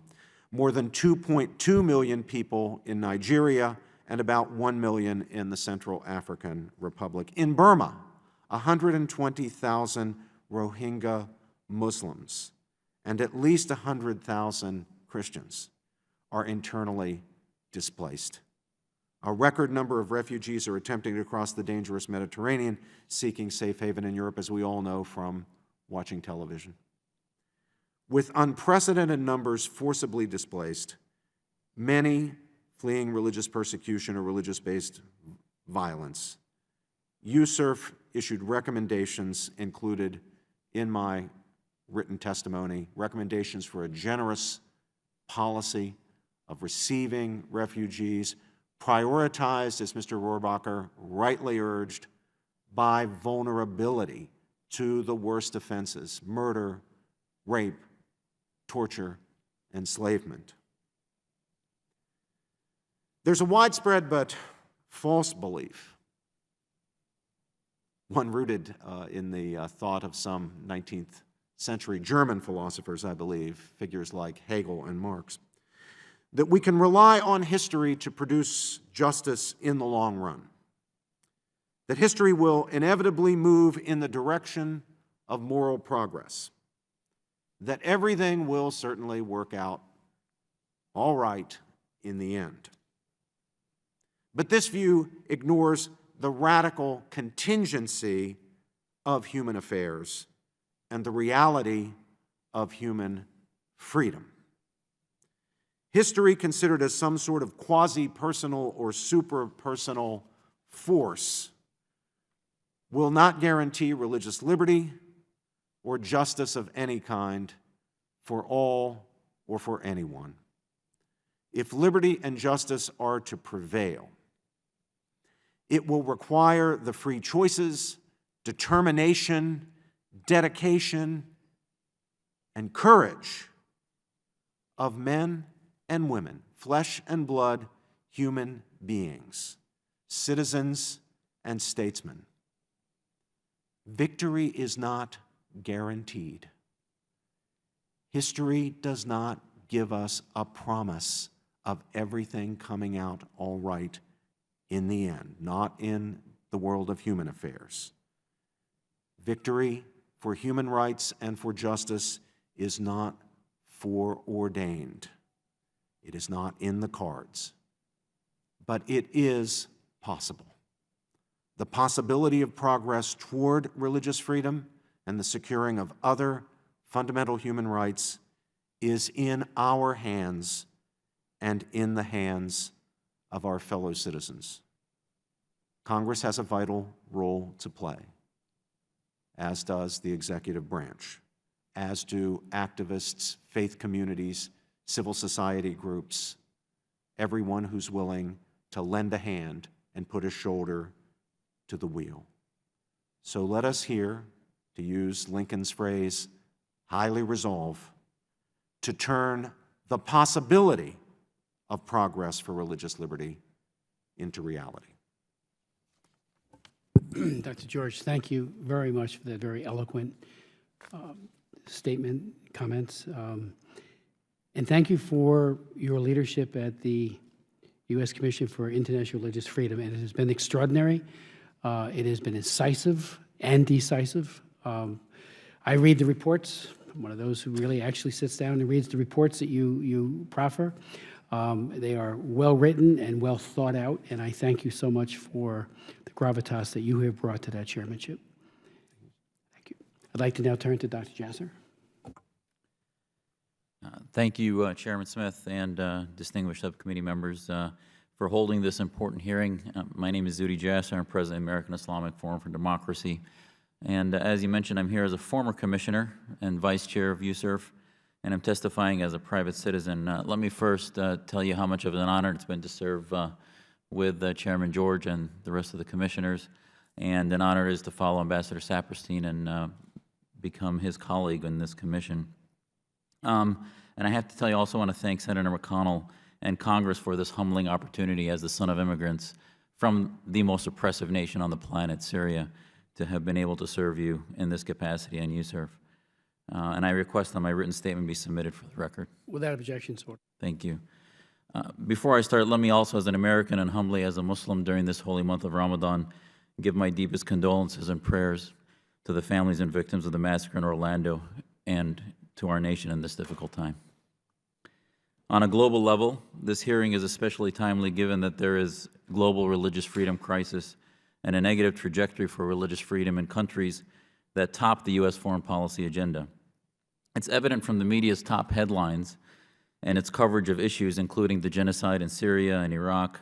The role of religion in humanitarian crisis worldwide is undeniable, including the forced displacement of the largest number of people since World War II and the plight of prisoners of conscience detained for simply expressing their God-given religious freedom or advocating on behalf of this freedom in countries such as China, Sudan, Saudi Arabia, Iran, Egypt, Syria, or Vietnam.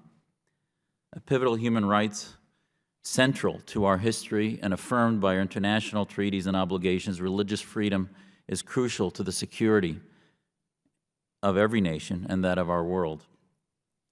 A number of studies have shown that in countries that honor and perfect this right, religious freedom generally is associated with a vibrant political democracy. Rising economic and social well-being and diminished tension and violence follow.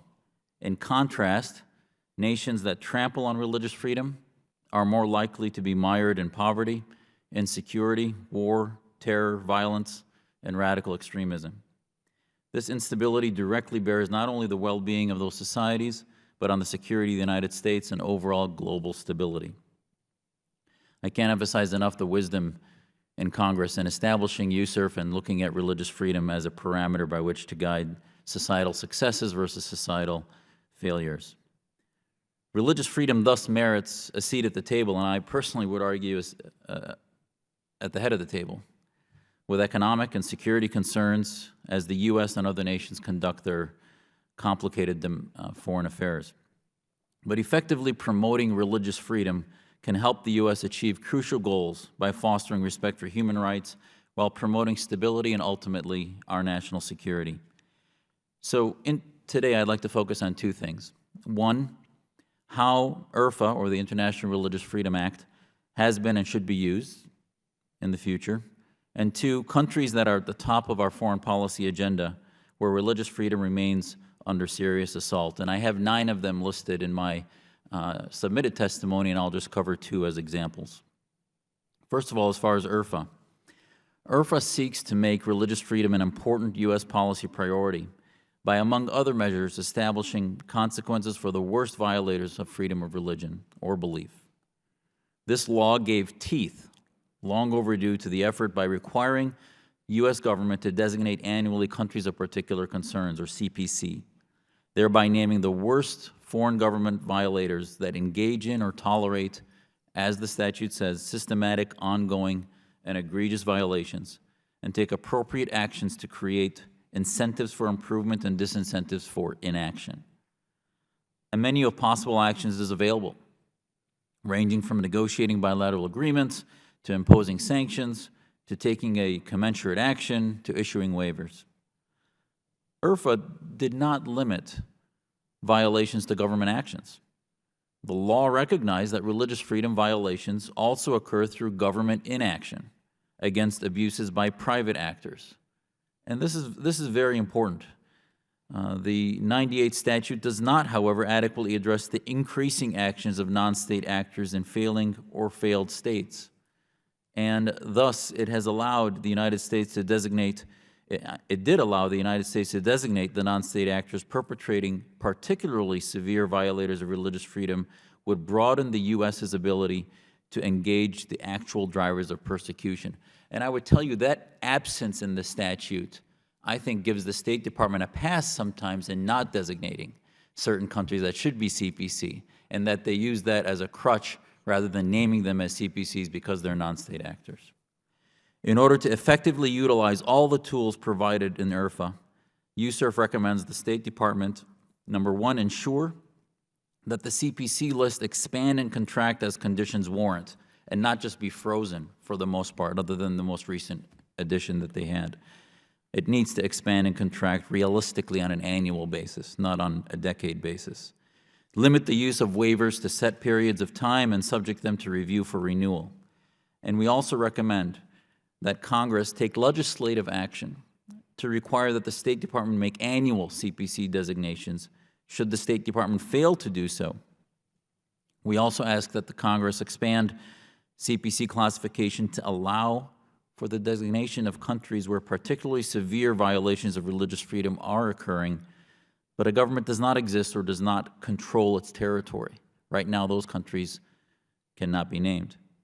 And we'd ask that the expansion of the CPC classification to allow the naming of non-state actors who are perpetrating particularly severe violations of religious freedom. I commend you, Congressman Representative Smith, for including such a position in H.R. 1150. A couple country examples in the interest of time. I'm going to talk about two of them, Burma and Egypt. In Burma in 2015, peaceful elections ended more than 50 years of military-controlled government in Burma. Yet the new government faces a myriad of human rights challenges. Throughout the year, the Burmese government and non-state actors continued to violate religious freedom, and these violations became a defining element of their campaign season. The abuses were particularly severe for the Rohingya Muslims, who persecution became even more apparent when the magnitude of their flight from Burma captured international media attention. Instead of protecting those most in need, like the Rohingya, Burma's government intensified its actions, isolating and marginalizing vulnerable groups, leaving hundreds of thousands of internally displaced Muslims and others without basic necessities. The government allowed expression of hatred and intolerance toward religious and ethnic minorities to continue unchecked and shepherded the passage of laws of 4 discriminatory race and religion bills. And when I was there, we were told that that probably wouldn't pass, and ultimately it did. And I can't tell you how much Burma is a good example of how political and other portfolios end up trumping religious freedom portfolios. And it should be used as an example of why IRFA is so important. USCIRF continues to recommend in 2016 that Burma be designated a CPC. The State Department designated Burma as CPC since 1999. We ask that the U.S. government use the term Rohingya publicly and privately, which respect the right of the Rohingya Muslim community to identify as they choose and not be marginalized. We ask that the U.S. enter into a binding agreement with the Burmese government, as defined in 405C of IRFA, committing it to ending violence and the policies of discrimination against religious and ethnic minorities. Burma is a great example of the central importance of IRFA, as state may focus inordinately on political improvements, not putting IRF at the head of the table. As far as Egypt, a lot has transpired in Egypt over the past few years with changes in government and revolutions. But while the Egyptian government has taken positive steps to address some religious freedom concerns, including President al-Sisi's public statements, which are now appearing to have been rhetoric, encouraging religious tolerance and moderation, past the large-scale sectarian incidents have not been prosecuted, fueling a growing climate of impunity. In addition, the long-standing discriminatory and repressive laws and policies that restrict religious freedom remain in place like they always have been. During the past year, there was an increase in Egyptian courts prosecuting, convicting, and imprisoning Egyptian citizens for blasphemy and related charges. We've recommended thus for a 6th year, the Commission did when I was on it, recommended for the 6th year in a row that Egypt be designated a CPC. USCIRF also recommends that we ensure a portion of the U.S. military assistance used to help police in Egypt implement an effective plan for dedicated protection for religious minority communities and their places of worship.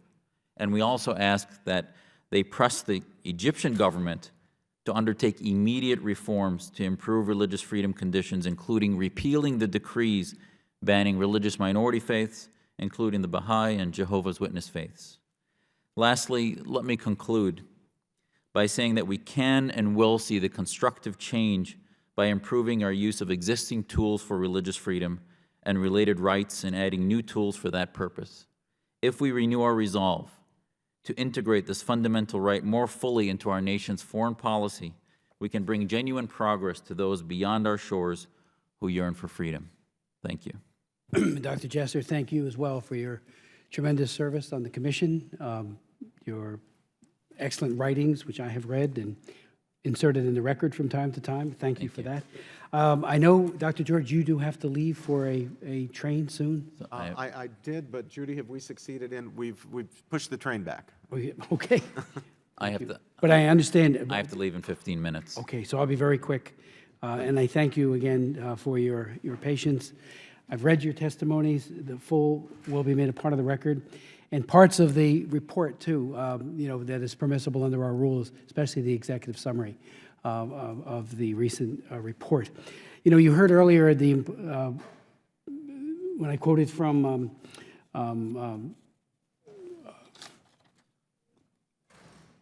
the Supreme Knight, Carl Anderson? Carl Anderson, who I've known for 35 years. And he made some very, very good, keen observations about that the economic aid was not getting to the Christians were being bypassed by design or by accident, and also the importance of refugee status, and we've been raising that on this committee for months, even years, that individuals who happen to be Christian or Yazidi or Muslims who are being targeted don't get the help that they need, but especially Christians and Yazidis. My question would be about, and it's in your testimony, Dr. George, the encouragement to the global coalition to counter ISIL, that they integrate their work so they understand religious minorities. We haven't learned that lesson, it seems to me. I remember with Kosovo, we actually had hearings with Archbishop Artemie, who would bring in these terrible depictions of centuries-old churches, monasteries being decimated by radical Islamic terrorists. And in Iraq, I remember on one trip to Baghdad hearing from Christians who said, the Americans are here, and we're more at risk now than we were before Saddam Hussein when he was reigned. Very, very terrible indictment, in my opinion. And then we would talk to the military, and they'd say, we've got it covered, but they didn't. And I'm wondering if the global coalition is more tuned, lessons learned, if you will, that they have to really have a special prioritization and a laser beam focus on, especially now, those who have been designated, victims of genocide. Do you think that's happening? What would be your recommendations there? Well, I think it's necessary. I think we'll have to direct the question of whether it's happening to our friends in the administration. I'm sure everybody is doing the best that he or she can on this issue. It's obviously very complicated. Yeah. It involves coordination with other countries. It involves coordination with United Nations agencies. We're not always on the same page, our country with other countries or with the UN. But I think we really do have to make a very, very, very special effort to protect the most vulnerable people. I mean, I think that's the bottom line. Whatever has to be done, needs to be done, will be done, should be done, to protect the most vulnerable. And the most vulnerable are those who are vulnerable to the worst offenses, to enslavement, torture, rape, and murder. And Congressman Rohrbacher's right that that's not evenly distributed. Now, that doesn't mean that it's only Christians or only Yazidis or never Muslims. There are Muslims who are targeted for the same sort of atrocities that Christians and Yazidis are targeted for. So you can't deal with this simply by categorizing people neatly into groups. And yet we do know that the entire Christian community and the entire Yazidi community and some other smaller communities that we've outlined in the written testimony and in our report, all of the members of those communities are vulnerable in that way, all of them. Let me ask you, the 7 countries you recommended, and then you have a narrative for each, and you you conveyed some of that orally today. Let me ask you about Vietnam, if you might want to speak to that issue, which I think is a no-brainer that they ought to be designated CPC. They were taken off the list prematurely last time in the hope, and it was a realistic hope maybe, that they would improve. They didn't. Dr. George, I really appreciate your comment about the right to worship. I remember in 1982 when I went to the Soviet Union, I kept hearing about how they had religious freedom enshrined in their constitution, and they defined it as right to worship, and even that was heavily truncated. But everything else, schools, hospitals, social services, all were part of the Communist Party's domain. And I'm very worried about a trending that's happening worldwide, as I think you are. It's not right to worship. It's much more robust and expansive than that. So thank you for reminding the subcommittee of that, and you might want to speak to it further. But and on India, my understanding is that you had hoped to travel to India last year, and I know that Rabbi Saperstein had made inquiries about doing that as well. Could you speak to where that, Sure. That whole issue, especially with... Yeah, let me start with that one and then go back to a couple of the other points that you made. Yes, we have sent delegations involving, including members of the Commission and members of our terrific staff, and I want to take this opportunity to commend, now that I'm no longer on the Commission, I want to say what I said so often when I was chairing the Commission. The staff of the United States Commission on International Religious Freedom is really quite extraordinary. It was just a privilege to work with such knowledgeable and dedicated people. There are very few of them. It's a small staff. They all do much more work than should be required of any individual, but that comes out of their dedication to the cause of religious freedom. Well, we send delegations. We have, from the earliest days of the Commission, 2 countries, not only to meet with public officials and be schmoozed and entertained, but also to try to see if we can meet with members of faith groups, ethnic minority communities, people who can give us the lowdown on what's really happening on the ground. We have found over the course of our, 18 years or so now, 19 years of existence, that these are very valuable opportunities for us to learn what's going on the ground when it comes to religious freedom in these countries. And ordinarily, we are welcomed even by some of the worst offending regimes. We were therefore taken aback when our proposed visit to India to do some fact-finding there was rebuffed. Visas were not granted to our people to make the trip. Now, India is an ally. It is a democratic nation. There is much to praise in the record of India, and we know that, including in some human rights areas, but there are also some problems. And we wanted to get our finger on those problems, more deeply understand what we're quite confident is a complicated picture.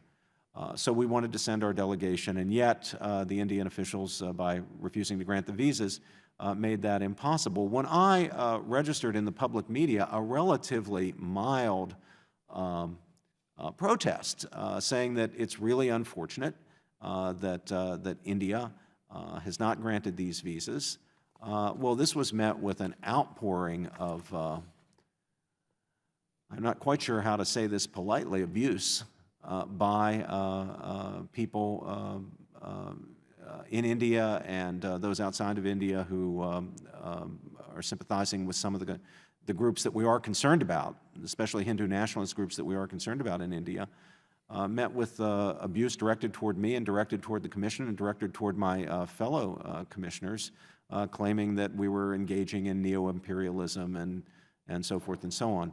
Of course, we're worried about some things that have happened in India. Of course, there's the historic treatment of the Dalit, which is shameful. There is, in some cases, a persecution of Muslim minority groups, a persecution of Christian groups, and of course, abuses toward Indians, including Hindus, who do not go along with the more extreme forms of Hindu nationalism. So we had a perfectly legitimate reason, Mr. Chairman, to visit India, to engage. We wanted to engage them. We wanted to listen. We wanted to hear what they had to say, the government as well as the civil society groups. We had a perfectly legitimate reason. but they don't want us to come. And I do hope that when we seek visas again, when a future commission seeks visas, India will reverse itself on this and visit with our people, engage our people, talk with our people, and let's see if we can work together toward improving the human rights and religious freedom situation in India, which the new president, President Modi, says that he wants to do. Now, you had raised a couple of other points, and I want to give Zuhdi a chance to speak because he's got to run if he has something to say on those points. But on this matter of the reduction of religious freedom to the mere right to worship, I think we need to be very clear. We need to be very clear in our own minds. We need to be very clear with those we're engaging on our own side within the Congress and the administration, and very, very clear with especially offending regimes that the right to religious liberty is a broad right. It is a robust right. It is the right to hold a belief or no belief, as one's conscience dictates. It's the right to change one's faith from one to another, as conscience leads, or to abandon faith altogether, if that's where conscience leads.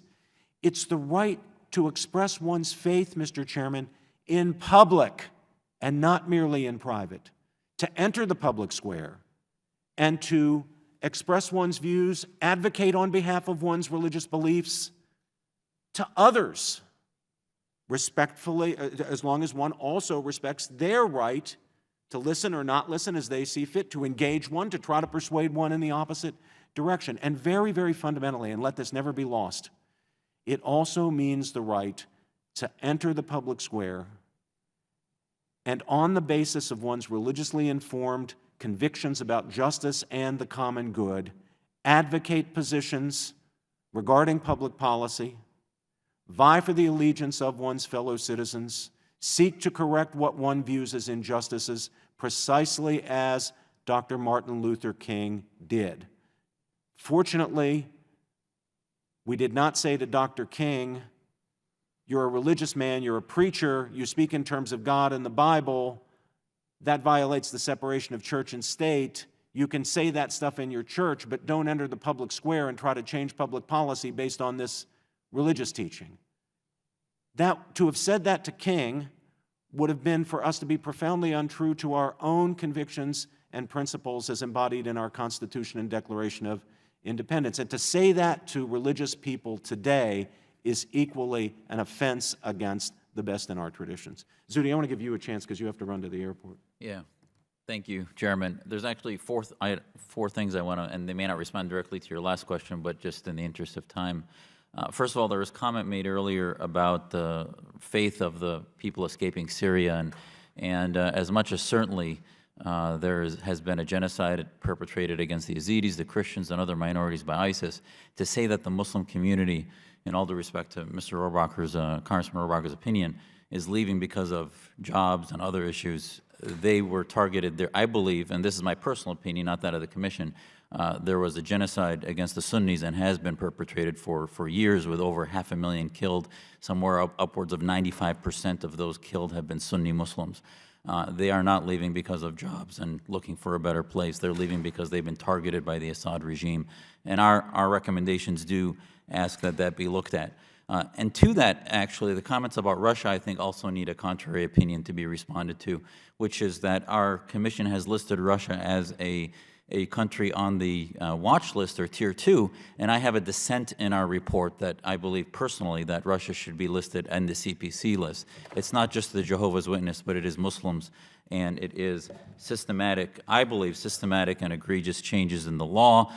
Their actions in Crimea, their actions in the Ukraine, and other places have demonstrated their complete disregard for religious freedom except the religion of the state.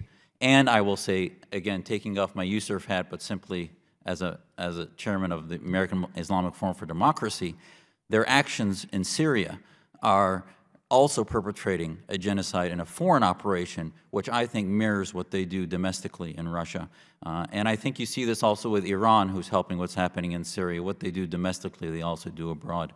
Next is the issue on Saudi Arabia's waiver. I want to also leave you with the thought that we need to bolster IRF recommendations and statutes so that the waiver is not simply used. I've been to Saudi Arabia on behalf of USERF, And they almost seem more concerned about the verbiage than even whether we designated them as CPC, because they've had this absolution of getting a waiver from the White House and the State Department year after year. That is a blight on the impact of IRFA. The waiver that continues to be given to Saudi Arabia, and the waivers are used understandably for national security issues and others, but it makes the comments about Natan Sharansky and all these other things that we say that we stand for freedom and prisoners of conscience, it makes it simply a paper drill rather than actually having impacts, as we said when we designate genocide. What is the impact if the IRFA Act of sanctions and other things don't fall into play? Lastly, I want to use Malaysia as an example. It's been on our watch list. We went to Malaysia and Indonesia.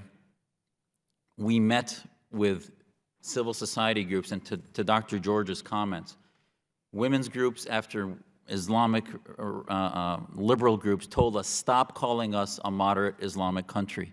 They've been headed towards more and more religious repression, and they do not feel, the groups we spoke to do not feel that it is a moderate Islamic country because of the infiltration of Islamism, Sharia state mentality, Wahhabism, and other infiltration. So these issues, I think, are important to look at the designation that we talk about in our report, and I think it's also very instructive to show how religious freedom will follow than other degradations of freedoms in those countries. Thank you. Mr. Chairman, if I can just reinforce that third point that Dr. Jasser made about the use of waivers. Now, the statute permits the waivers. There's no question about that, and we're not asking for that to be eliminated. But I do think it's very important, if a waiver is to be granted, that the waiver not be for an indeterminate length of time, that it not be an indefinite waiver, number one. And number two, I think it's critically important that we not give unconditional waivers. If we're going to do unconditional waivers, we're actually giving away the content of the CPC designation. So I'm sorry that I'd like to make this point to David, although he's heard me make it before. Unfortunately, he had to leave. But let's press on this if we possibly can. No more indefinite waivers, no more unconditional waivers.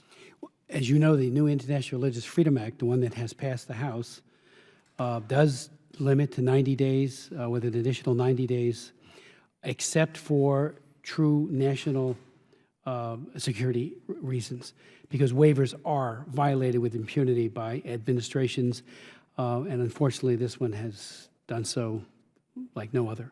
I would also point out that when it comes to implementation of these policies, faithfulness does matter. I also am the author of the Trafficking Victims Protection Act. On 14 occasions, 14 countries got inflated grades, and Reuters did the investigative work, Reuters News Service, that proved that the TIP office, Trafficking Persons Office, clearly said, this is a Tier 3 egregious violating country. Malaysia was one of them. But for non-human trafficking purposes, got an inflated grade so that they could be part of the TPP. Or Cuba, because we have a rapprochement going, so we can throw them a bone, even though their policies on trafficking are atrocious. Same goes for Oman and many other countries, 14 in total. So we need to insist, all of us, on faithful implementation of these statutes, whether it be religious freedom or trafficking or any other human rights policy. And Mark? And just one last comment. I think there is nothing that is more exemplary, emblematic of the sort of end around that sometimes the State Department does on the CPC than the fact that Syria is not listed as a CPC. So to say that it's not a CPC, almost everyone I talk to says that's a bizarre thing, and then you look at non-state actor issues, et cetera. We got to either fix IRFA so that Syria, use that as a template to hold State Department accountable, because if Syria is not a CPC, then what is a CPC? I also owe you an answer, Mr. Chairman, on Vietnam. And I think we just have to frankly acknowledge that a mistake was made back in 2005, 2006, when after Vietnam did institute some reforms, the government acted precipitously, in my opinion, to remove them from the list. And of course, they slid right back into their old ways. Again, speaking as if I'm still on the commission, I can't get out of that mode. But the commission, when Dr. Jasser and I were serving, and in the report for 2016, does recommend CPC status for Vietnam, and I want to hear publicly again urge the State Department at the earliest opportunity to make that designation. And my hope would be that it would have the good effect that, that it had earlier of getting some reforms for the suffering people of all faiths, by the way, of all faiths in Vietnam, whether we're talking about Buddhists, whether we're talking about Catholics, whether we're talking about the small evangelical Protestant minority. All are victims there. I mean, it's a classic case of a communist regime wanting to eliminate or drive into the ground any alternative authority structure of any kind. And of course, religions are the most important alternative authority structures in any society. So let's try to get Vietnam back on the list. Thank you for that. And, you know, the Venerable Taekwondo, I met him. He's still under pagoda arrest. Can't leave he can't walk out the door without government people pushing him right back in. Father Loy, there's so many, and then all of those who are actually in prison still. So thank you for that leadership. Mark Meadows. Dr. Jasser, I'm going to give you your exit and just say thank you so much for not only being willing to be bold and speak the truth. It's refreshing because of your faith and because of who you are to be able to use you in a real way to discern some of the aspects that perhaps because of my faith I would be ignorant of. And so I just want to say thank you. And I know you got to catch a plane, so I don't want you to have to hang around. We've had a number of personal meetings, and I look forward to many more. And so I'll pick up on a question for Dr. George as you leave. How about that? Thank you. Let me just make one parting comment, as it's been such a humbling honor to serve on USERF. It's always amazing how the American public, media, government, we have this American penchant not to offend other faiths and to protect, in the name of religious freedom, protecting other faiths. And yet we forget that our roots, these halls, were created by our forefathers who were devout, God-fearing Christians that hated theocracy, that wanted to defeat theocracy. And yet we don't want to give the same battle to Muslims. Right. That somehow if Muslims are against theocracy, or we as Christians or Jews or not, I'm Muslim, but we, the majority in America, can't enable Muslims who are anti-theocracy to have a voice in the name of a faith they love with tough love, then we seem to have forgotten the roots of the Founding Fathers. Well said. Thank you. Thank you, May Dr. I, Jasser. as my friend and colleague is leaving, just say one thing about him, because I think it's very important for the Congress and for the American people to understand this. Dr. Jasser's profound witness in favor of American ideals and institutions, in favor of liberty, in favor of justice, comes from his Muslim faith. Does everybody understand this? This man is a good American, not because he's a bad Muslim. He is not a bad Muslim. He is a devout, believing Muslim, and it's from his faith that he joins together with all of us who want to uphold religious freedom for all. So I would say to my fellow Americans, look at this man when you are tempted to think that the only way a Muslim can be a good American is to be a bad Muslim. No, that's not what the witness and example of Zuhdi Jasser stands for. Well said. To be the very best of Muslims is like being the very best of Christians or very best of Jews. It's to be someone who stands for justice and human rights, as Zuhdi Jasser has done. Well said. Too humbling. Thank you. Thank you, Dr. Jasser. Dr. George, let me come back to you. One, you just made a very impassioned and what I would think insightful argument on behalf of religious freedom, not the freedom to worship as we please. And there's a big difference between the two. And it seems like there's been, now one includes the other, but a freedom of worship doesn't necessarily include the expanse of what you just articulated. And I think that's a defining moment that we must, on every main street across this great country that we love, start to show the difference. Because what has crept into so much of our rhetoric and speeches is the freedom to worship as we please. Would you agree that that is not what the Founding Fathers intended when we talked about religious liberty and protection? The Founding Fathers certainly certainly, we can say this with certainty, did not mean to limit the free exercise of religion, as it says in the First Amendment, to the mere freedom to worship. The free exercise of religion certainly centrally includes the freedom of worship, but it includes so much more. And that's why, Representative Meadows, I went into some detail. I'm grateful to the chairman's indulgence because it was a little bit off point, my little philosophical lecture.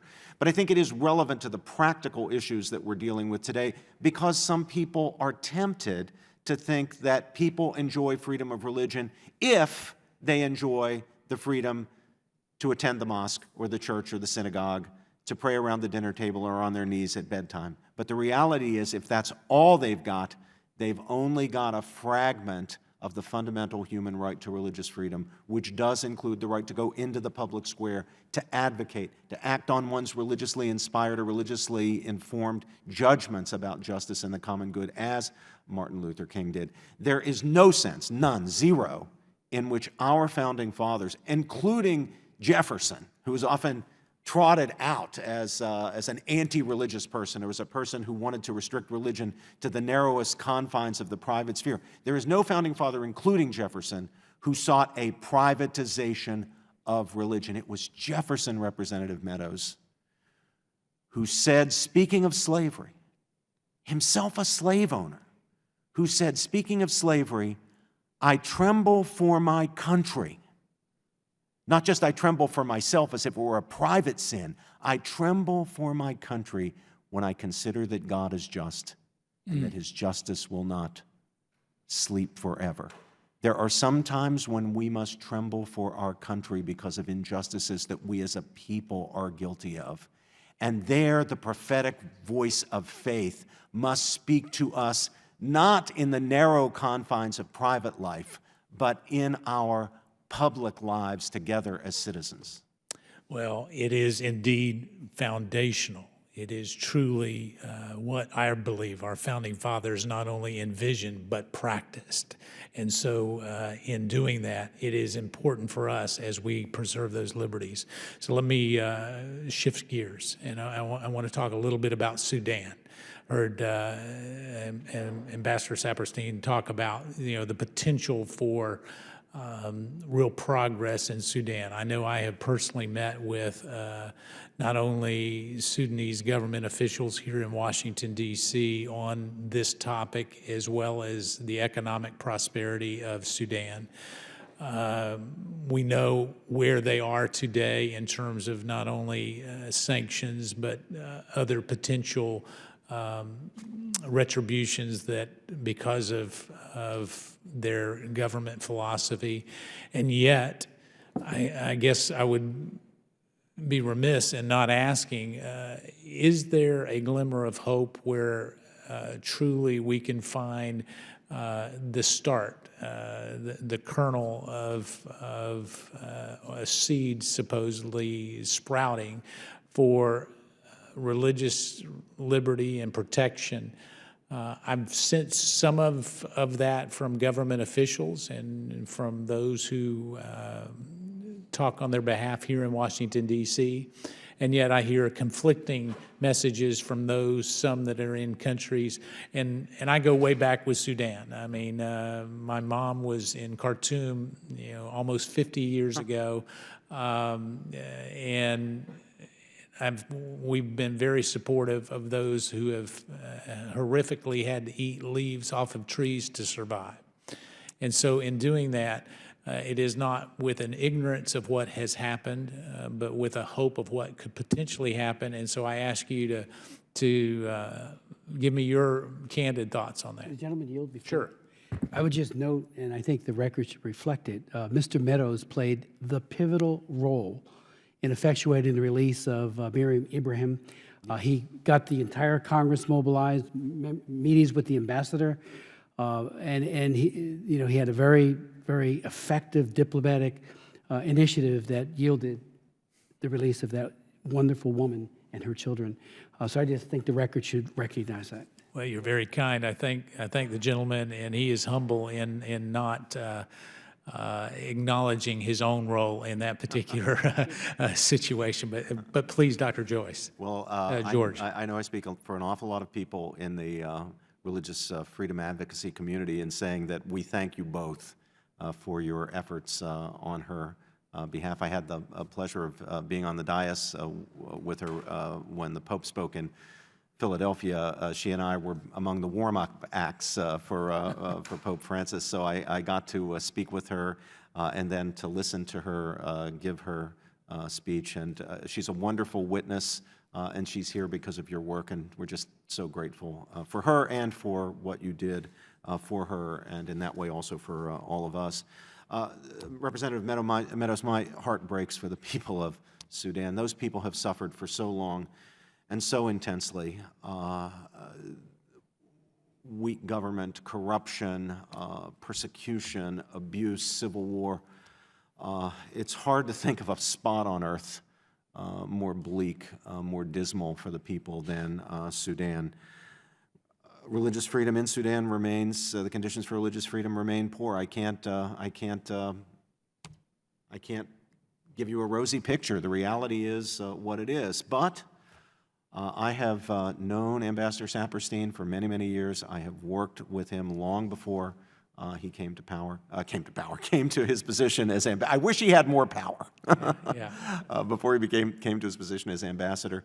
And if he perceives a glimmer of hope, that's enough for me to conclude that there's a glimmer of hope. But it can't really be more than a glimmer. So the question is, how do we do something with that? If there's a little ember still alive, how do we work to see if we can fan that into a flame? Well, first, of course, we have to acknowledge the reality. Since 2011, members of Sudan's Christian community, minority Christian community, have been arrested, their religious buildings desecrated or destroyed, churches and their educational institutions or schools and so forth, Sunday schools closed, and their literature, even their religious literature, has been confiscated. There continues to be a persecution.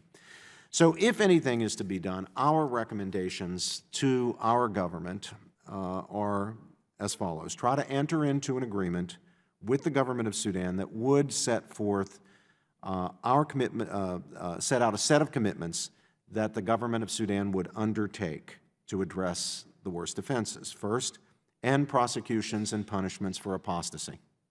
Second, maintain provisions currently in the interim constitution respecting the country's international human rights commitments and guaranteeing religious freedom.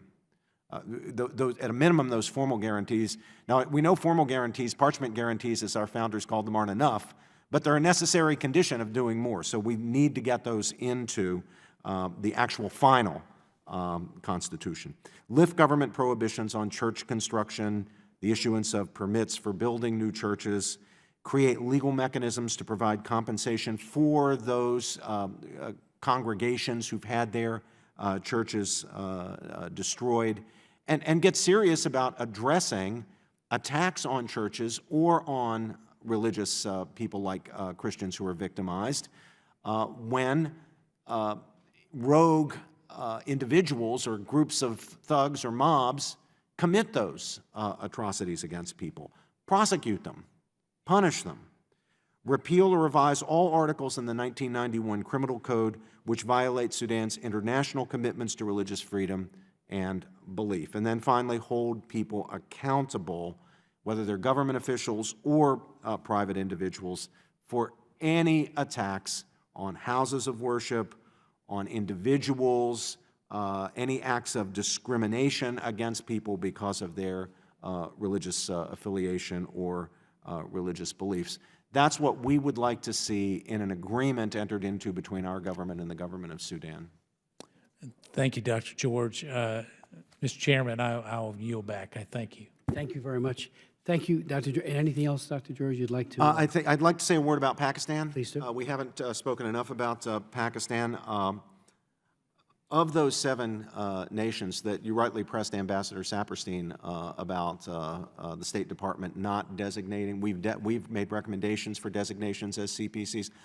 Among those 7 nations who haven't been designated, despite our recommendation, in many cases despite more than a decade of recommendations. If I had to choose one, it would be a bit of a tough choice because you've got Vietnam, for example, on the list. But if I had to choose one, if the State Department would give me one that I could designate myself out of the 7, I'm afraid it would be Pakistan. Pakistan is one of the world's worst offenders. And once again, that is especially ironic because you have a democratic country, you have in certain ways an ally of the United States. We have been calling for this designation for an awfully long time, and it's really high time that the designation be made. And remember, this is a place where the persecution and abuse is meted out against various religious minorities, including Muslim religious minorities, such as the Shia minority, or indeed those members of the Sunni community who dare to express any dissent from the extremism of the official policy. The abuse of the Ahmadiyya Muslim community in Pakistan, the ongoing, egregious, systematic, long-term abuse, rooted not only in government policy, but in prejudice within the civil society, has got to be made a priority. The Ahmadiyya Muslims are peaceful people. They have caused no harm to anyone in Pakistan. They simply wish to worship as their conscience leads them. They wish to call themselves Muslims because they believe that they are Muslims. They follow the Quran, the other traditional Muslim teachings, and yet, as a matter of constitutional law of Pakistan, they are discriminated against. In the very constitutional law, they are not permitted to call themselves Muslims. Now, within any religious community, there may be disagreements.